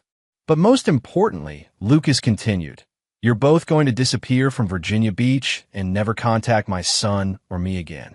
Because if you do, I'll release all of this evidence to every news outlet in the country, and you'll spend the rest of your lives as pariahs who tried to murder a decorated veteran and use his child as a human shield. Catherine finally found her voice. What about my rights as Samuel's mother? Lucas's laugh was harsh. You forfeited those rights when you told killers to use him as a shield. Any family court judge who hears that recording will terminate your parental rights immediately. You can't take my son from me, Catherine said desperately. You gave him up yourself, Lucas replied. I just made sure everyone would hear you do it. Aurora approached Russ with divorce papers. Sign these now, or I'll have you arrested for attempting to defraud our daughter's education funds. Russ signed the papers with shaking hands, his empire crumbling around him in real time. Lucas turned to Catherine. You have two choices. Sign the divorce papers Aurora prepared for you, agree to give up all parental rights to Samuel, and leave Virginia quietly, or spend the next 20 years in federal prison for conspiracy to commit murder. I need time to think, Catherine said weakly. No, Lucas replied firmly. You needed time to think before you decided to have me killed. Now you just need to sign papers and disappear. Catherine signed the documents, tears streaming down her face as she realized she'd lost everything. Her marriage, her son, her future, and any claim to the comfortable life she'd tried to steal. Lucas pocketed the signed papers and looked at both Russ and Catherine with complete disdain. You thought you were playing a game against a simple soldier who'd be easy to manipulate and eliminate. You never bothered to learn who you were really dealing with. Now you know, Lucas said, walking back toward his car. And now you'll live with the consequences for the rest of your lives. As Lucas drove away, leaving Russ and Catherine stranded in the abandoned parking lot with their shattered dreams, he felt the satisfaction of a mission completed successfully. But more than that, he felt the peace that came from protecting his son from people who had been willing to sacrifice him for money. The hunt was over. Justice had been served, and Samuel would grow up knowing his father would always fight for him, no matter what predators emerge from the shadows. Chapter 7. Aftermath and Reckonings. 2 weeks after the confrontation in the parking lot, Lucas sat in his lawyer's office reviewing the finalized divorce decree and custody agreement. Catherine had not contested any of the terms, having been advised by her attorney that fighting a man with recordings of her planning murder and child endangerment would be both futile and financially devastating. Leonard Bishop, Lucas's attorney and a former military lawyer, shook his head as he reviewed the evidence Lucas had gathered. In 30 years of practice, I've never seen a case where the evidence was this comprehensive. You documented everything. I had good teachers, Lucas replied. When you're hunting people who want to kill you, you learn to be thorough. Samuel had returned from his grandparents' house the previous week to find his mother gone and his father eager to explain the situation age-appropriately. Lucas told his son that Catherine had made choices that meant she couldn't be part of their family anymore, but that Samuel would always be loved and protected. Samuel, with the emotional intelligence that had always impressed Lucas, seemed to understand more than he let on. "She wasn't acting like she loved us anymore," he said quietly. "I could tell." Lucas was proud of his son's perceptiveness, but also sad that a child had to learn such harsh lessons about adult betrayal. "Some people change, son, but your father will never change when it comes to protecting you." The legal consequences for Russ and Catherine continued to unfold throughout the following months. Aurora's divorce proceedings had revealed extensive financial misconduct in Russ's business dealings, leading to investigations by both state and federal agencies. The evidence Lucas had provided about the murder conspiracy had been turned over to law enforcement, though both Russ and Catherine had fled Virginia before they could be arrested. Floyd Hendricks and Hugo Bender, the actual hitmen, had been arrested and charged with multiple federal crimes. In exchange for reduced sentences, both men provided detailed testimony about Russ's solicitation of murder services, creating a federal case that would follow Russ wherever he tried to hide. Aurora had proven to be a formidable ally in ensuring Russ faced maximum consequences. Her legal skills, combined with Lucas's intelligence-gathering abilities, had created a systematic destruction of everything Russ had built through his inherited privilege and corrupt practices. "He's living in a studio apartment in Florida now," Aurora reported during one of their regular coordination calls. "Working as a car salesman under his real name, because he can't get legitimate employment anywhere else. The federal charges follow him everywhere." Lucas felt no sympathy for Russ's downfall. "What about his daughters? They're with me full-time now, and they're better off," Aurora said. "Honestly, Russ was never much of a father anyway. They barely notice he's gone except that there's less tension in the house." Lucas understood that feeling. Samuel had actually seemed happier and more relaxed since Catherine's departure, confirming Lucas's suspicion that his son had been affected by the toxic atmosphere more than anyone realized. The most satisfying development came when Lucas learned that Catherine was living with her sister in Oregon, working as a waitress and struggling to make ends meet. Her brief taste of luxury with Russ had ended when he could no longer afford to support her, and she discovered that men weren't lining up to rescue a woman known for betraying her military husband and endanger her child. Lucas also learned that Catherine had tried to contact Samuel through social media, but the boy had blocked her immediately and reported the contact to his father. Samuel's loyalty wasn't based on Lucas's manipulation, but on his own clear understanding of who had protected him and who had been willing to sacrifice him. "I don't want to talk to her," Samuel told Lucas matter-of-factly. "She made her choice." Lucas was struck by his son's wisdom and maturity, but also saddened that Samuel had been forced to grow up so quickly. Still, Lucas was proud that he'd raised a boy who could recognize betrayal and respond appropriately. 6 months after the confrontation, Lucas received an unexpected visitor at his security consulting office. Bernice Reese, Catherine's former best friend, had driven from North Carolina to speak with him personally. "I wanted to apologize," Bernice said, tears in her eyes. "We all knew something was wrong with Catherine's behavior, but none of us wanted to believe she could do what she did." Lucas invited Bernice to sit down, curious about what had prompted the visit.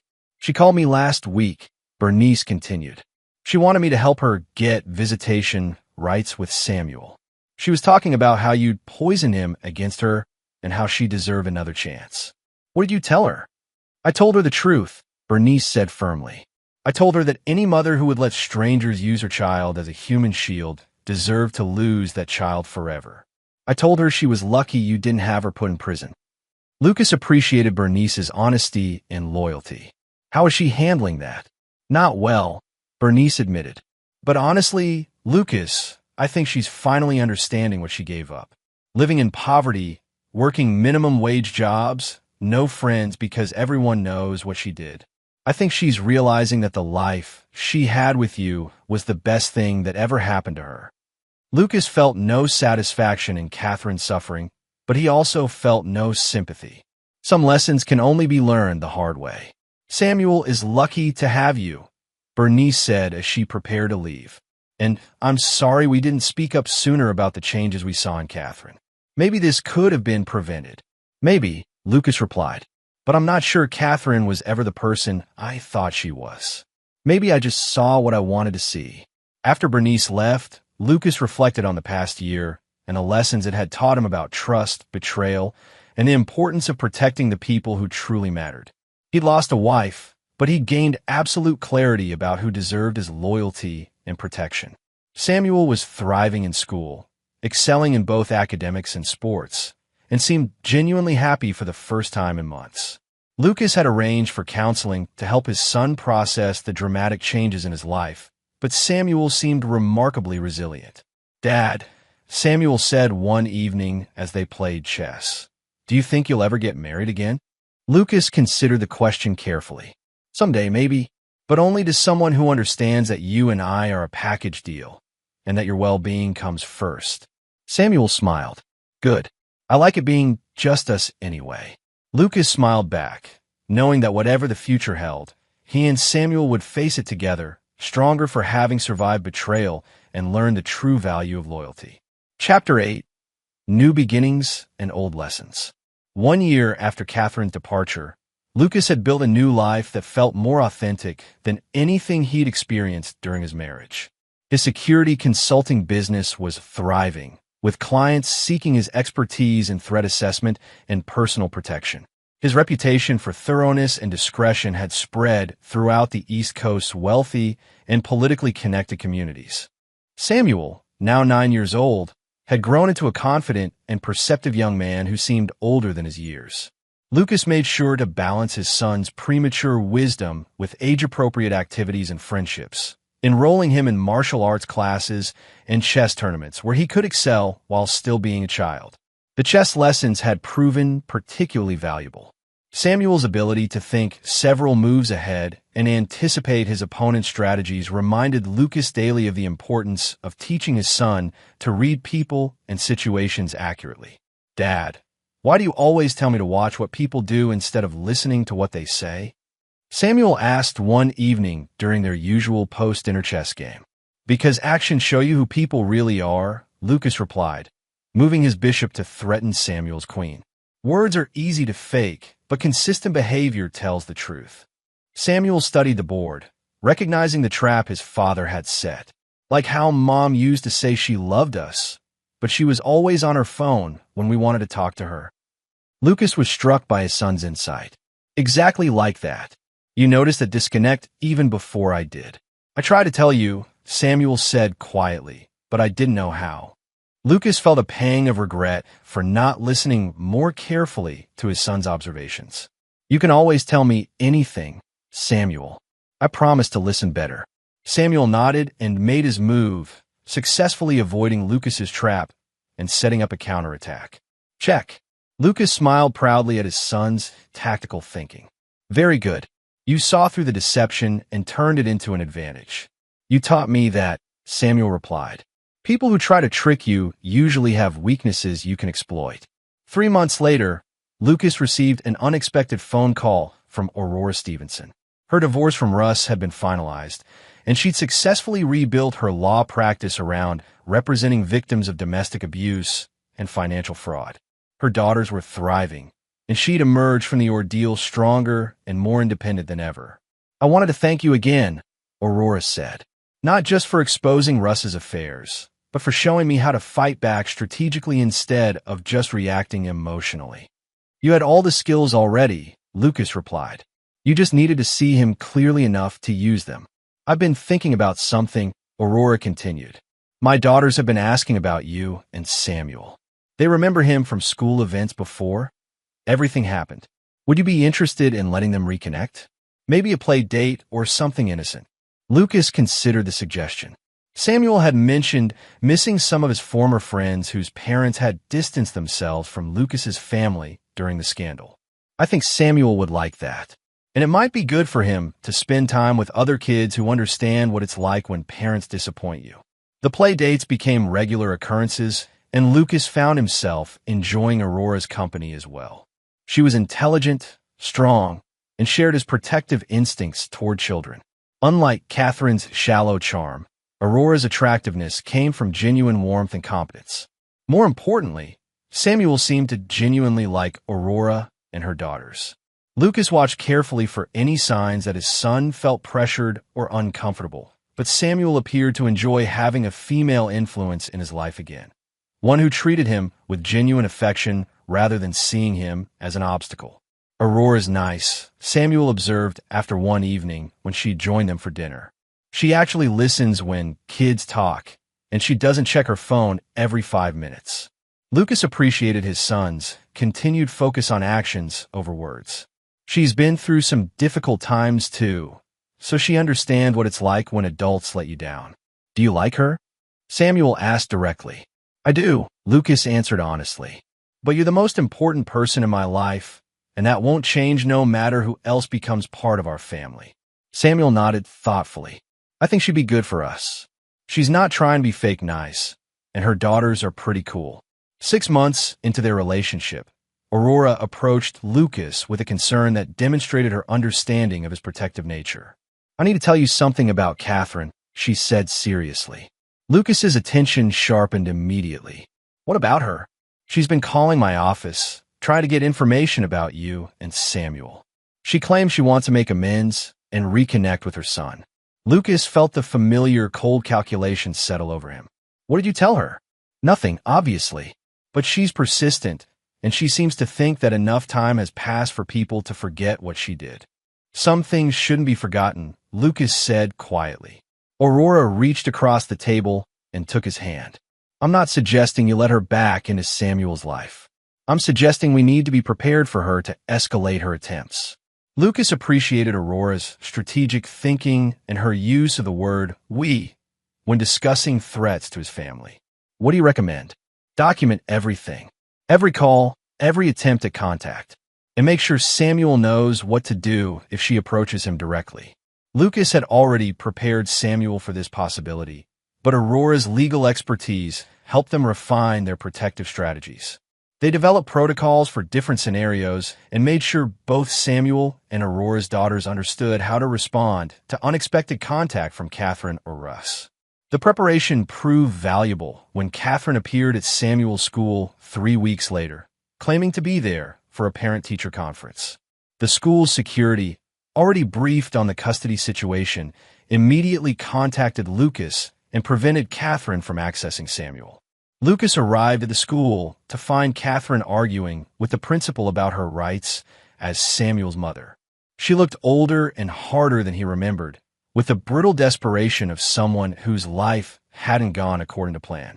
Lucas, she said when she saw him, her voice taking on a manipulative tone he now recognized so clearly. We need to talk about Samuel. He's my son, too. You gave up that right, Lucas replied calmly. In writing. With witnesses. I was coerced, Catherine claimed. You threatened me. Lucas smiled coldly. I recorded you planning my murder and agreeing to let strangers use our son as a human shield. There was no coercion involved. The principal, who had been briefed on the situation, escorted Catherine off school property while Lucas collected Samuel from his classroom. His son seemed unshaken by the incident, having been well prepared for this possibility. Was that her? Samuel asked matter-of-factly. Yes. Did you see her? No, but I could tell something was happening from how the teachers were acting, Samuel replied. I'm glad she didn't get to talk to me. I don't have anything to say to her. Lucas was proud of his son's composure and clear thinking. Samuel had internalized the lessons about loyalty, betrayal, and consequences without becoming bitter or fearful. That evening, Aurora helped Lucas document the incident and file the necessary legal papers to strengthen the restraining order against Catherine. As they worked together to protect their children, Lucas realized that his relationship with Aurora was built on a solid foundation of shared values and mutual respect that his marriage to Catherine had always lacked. She's not going to give up easily, Aurora observed as they reviewed the security footage from school. Neither am I, Lucas replied. And now she's not just threatening my son, she's threatening our family. Aurora smiled at his use of the word our understanding that Lucas had fully committed to protecting not just Samuel, but everyone he'd chosen to include in their circle of trust. The war with Catherine wasn't over, but Lucas was confident that this time he was fighting alongside someone who understood the stakes and possessed the skills to help him win. Chapter 9. Final Justice. 2 years after Catherine's first attempt to reconnect with Samuel, her efforts had escalated into a systematic campaign of harassment that demonstrated her complete inability to accept the consequences of her choices. She'd hired private investigators to track Lucas and Samuel, attempted to contact Samuel through fake social media accounts, and even tried to manipulate Samuel's classmates' parents into providing information about his daily routine. Each attempt was documented, recorded, and added to the growing file that Aurora maintained with legal precision. Catherine's behavior had progressed from desperate to obsessive to genuinely threatening, justifying increasingly severe legal responses. The breaking point came when Catherine attempted to kidnap Samuel from his martial arts class. She'd waited in the parking lot until Lucas stepped inside to speak with the instructor, then approached Samuel as he walked to their car. "Samuel, honey, it's Mommy," she said, reaching for his arm.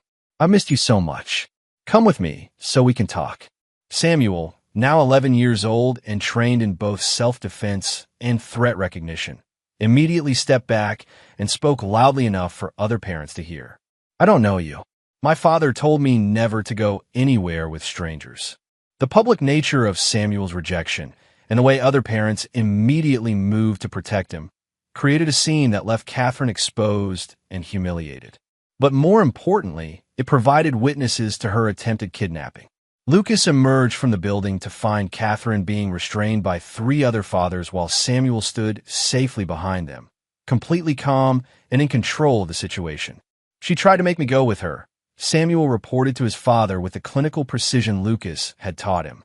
"I told her I don't know her and asked for help."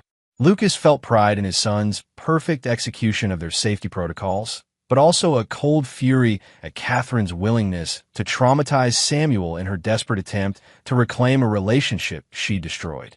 "Ma'am, you need to leave now," one of the other fathers said to Catherine. "We've already called the police." Catherine looked at Lucas with a mixture of desperation and hatred. "He's my son. You can't keep him from me forever." "Watch me," Lucas replied quietly. When the police arrived, they found a clear case of attempted kidnapping by someone who had no legal custody rights and was violating multiple restraining orders. Catherine was arrested on the spot, finally facing criminal consequences for her years of harassment. Aurora, who had rushed to the scene when Lucas called her, documented everything for the legal proceedings that would follow. As an experienced attorney, she knew this incident would provide the evidence needed to permanently end Catherine's ability to threaten Samuel. "This is going to federal court," Aurora told Lucas as they watched Catherine being placed in the police car. "Kidnapping across state lines, violating federal restraining orders, stalking a minor. She's looking at serious prison time." Lucas felt no satisfaction in Catherine's arrest, only relief that Samuel would finally be safe from her increasing desperation. "How long?" 5 to 10 years minimum, Aurora replied. "And when she gets out, she'll be a convicted felon with a record of child endangerment. No family court in the country would give her custody rights." Samuel, who had been remarkably composed throughout the incident, finally showed his age when he looked up at Lucas with tears in his eyes. "I did what you taught me, right?" Lucas knelt down and hugged his son tightly. "You did everything perfectly, Samuel. You kept yourself safe and got help from trusted adults. I'm so proud of you." "I don't want to see her again," Samuel said quietly. "You won't have to," Lucas promised. "She made her choices, and now she has to live with them." 3 months later, Catherine pled guilty to federal kidnapping charges in exchange for a 7-year sentence. Her attorney had advised her that fighting the charges would likely result in a much longer prison term, given the extensive documentation of her harassment campaign and the eyewitness testimony from the attempted kidnapping. Lucas attended the sentencing hearing with Aurora and Samuel, wanting his son to see that justice had consequences for people who threatened their family. Samuel listened quietly as the judge detailed Catherine's crimes and explained why her behavior required significant punishment. The court finds that the defendant has shown a pattern of escalating criminal behavior and complete disregard for her child's well-being, the judge stated. Her willingness to traumatize her own son in pursuit of her selfish goals demonstrates a fundamental unfitness for parenthood. When given the opportunity to address the court, Catherine attempted one final manipulation, claiming she was a victim of Lucas's psychological warfare and that she'd only been trying to reconnect with her son. The judge was unimpressed. "Ms. Smith, you had multiple opportunities to pursue legal remedies if you believed your custody rights had been unjustly terminated. Instead, you chose to stalk, harass, and ultimately attempt to kidnap a child. Your actions speak louder than your words." After the sentencing, Lucas, Samuel, and Aurora walked out of the courthouse together, finally free from the shadow that had hung over their family for 3 years. "Is it really over?" Samuel asked. "It's really over," Lucas confirmed. "By the time she gets out of prison, you'll be an adult who can make your own decisions about whether you want any contact with her." Samuel considered this. "I don't think I will. People who try to hurt you once will usually try again." Lucas was struck by his son's wisdom and his clear understanding of the lessons they'd learned together. "That's very smart thinking, Samuel." 6 months later, Lucas and Aurora were married in a small ceremony attended by close friends and family. Samuel served as Lucas's best man, and Aurora's daughters were her bridesmaids. The ceremony was held in the backyard of their new home, a larger house that could accommodate their blended family. During his wedding speech, Lucas reflected on the journey that had brought them together. "I used to think that trust was something you gave freely until someone proved they didn't deserve it. Now I understand that trust is something you build carefully with people who earn it through consistent actions." He looked at Aurora, then at Samuel and the girls. "This family is built on the foundation of people who chose each other and who prove every day that they deserve each other's loyalty and protection." Aurora's vows included a promise to Samuel that demonstrated her understanding of Lucas's priorities. "Samuel, I promise to be a stepmother who earns your respect through my actions, not my title. Your father's love for you is one of the things I admire most about him, and I will never ask him to choose between us because I know you will always come first." Samuel smiled at Aurora's words, having learned to value people who understood their place in his father's hierarchy of loyalties. As the reception continued into the evening, Lucas watched his new family interact with the satisfaction of a man who had successfully protected what mattered most. Samuel was laughing with his new stepsisters, planning adventures and sharing stories. Aurora was discussing future vacation plans with Lucas's parents, who had embraced her as the daughter-in-law they'd always hoped for. Tommy and James, Lucas's former teammates who had helped expose Catherine's betrayal, raised toasts to the groom who had turned a devastating betrayal into the foundation for a stronger, more authentic life. To Lucas, Tommy said, "Who proved that the best revenge against people who try to destroy your family is building a better family without them." Lucas raised his glass in response, looking around at the faces of people who had earned their place in his life through loyalty, sacrifice, and genuine care for each other. "To second chances," Lucas replied, "and to the wisdom to recognize the difference between people who deserve them and people who don't." As the evening wound down, Samuel approached his father with a question that showed how much he'd grown. "Dad, do you think she'll ever understand what she lost?" Lucas considered the question carefully. "Maybe, son, but that's not our concern anymore. Our concern is appreciating what we have and protecting it from people who would try to take it away." Samuel nodded, understanding that the lessons they'd learned together about loyalty, betrayal, and consequences would serve him well throughout his life. Lucas looked around at his new family, built on the ashes of the old one, and felt the deep satisfaction of a mission completed successfully. He'd protected his son, punished those who had betrayed them, and found people worthy of his trust and protection. The war was over. Justice had been served, and the family that remained was stronger for having survived the testing. As Lucas tucked Samuel in a bed in their new home, his son asked one final question. "Dad, would you do it all again? Fight that hard to protect us?"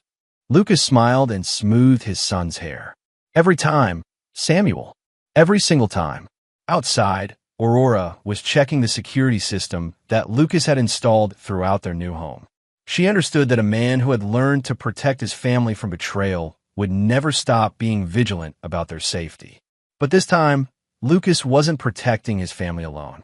This time, he had a partner who understood the value of loyalty and the price of betrayal. This time, they were ready for anything. And there you have it. Another story comes to an end. What did you think? I'd love to hear your thoughts in the comments below. If you enjoy this story, consider joining our community by subscribing. It means the world to us. For more stories like this one, check out the recommended videos on screen. And I'll see you there.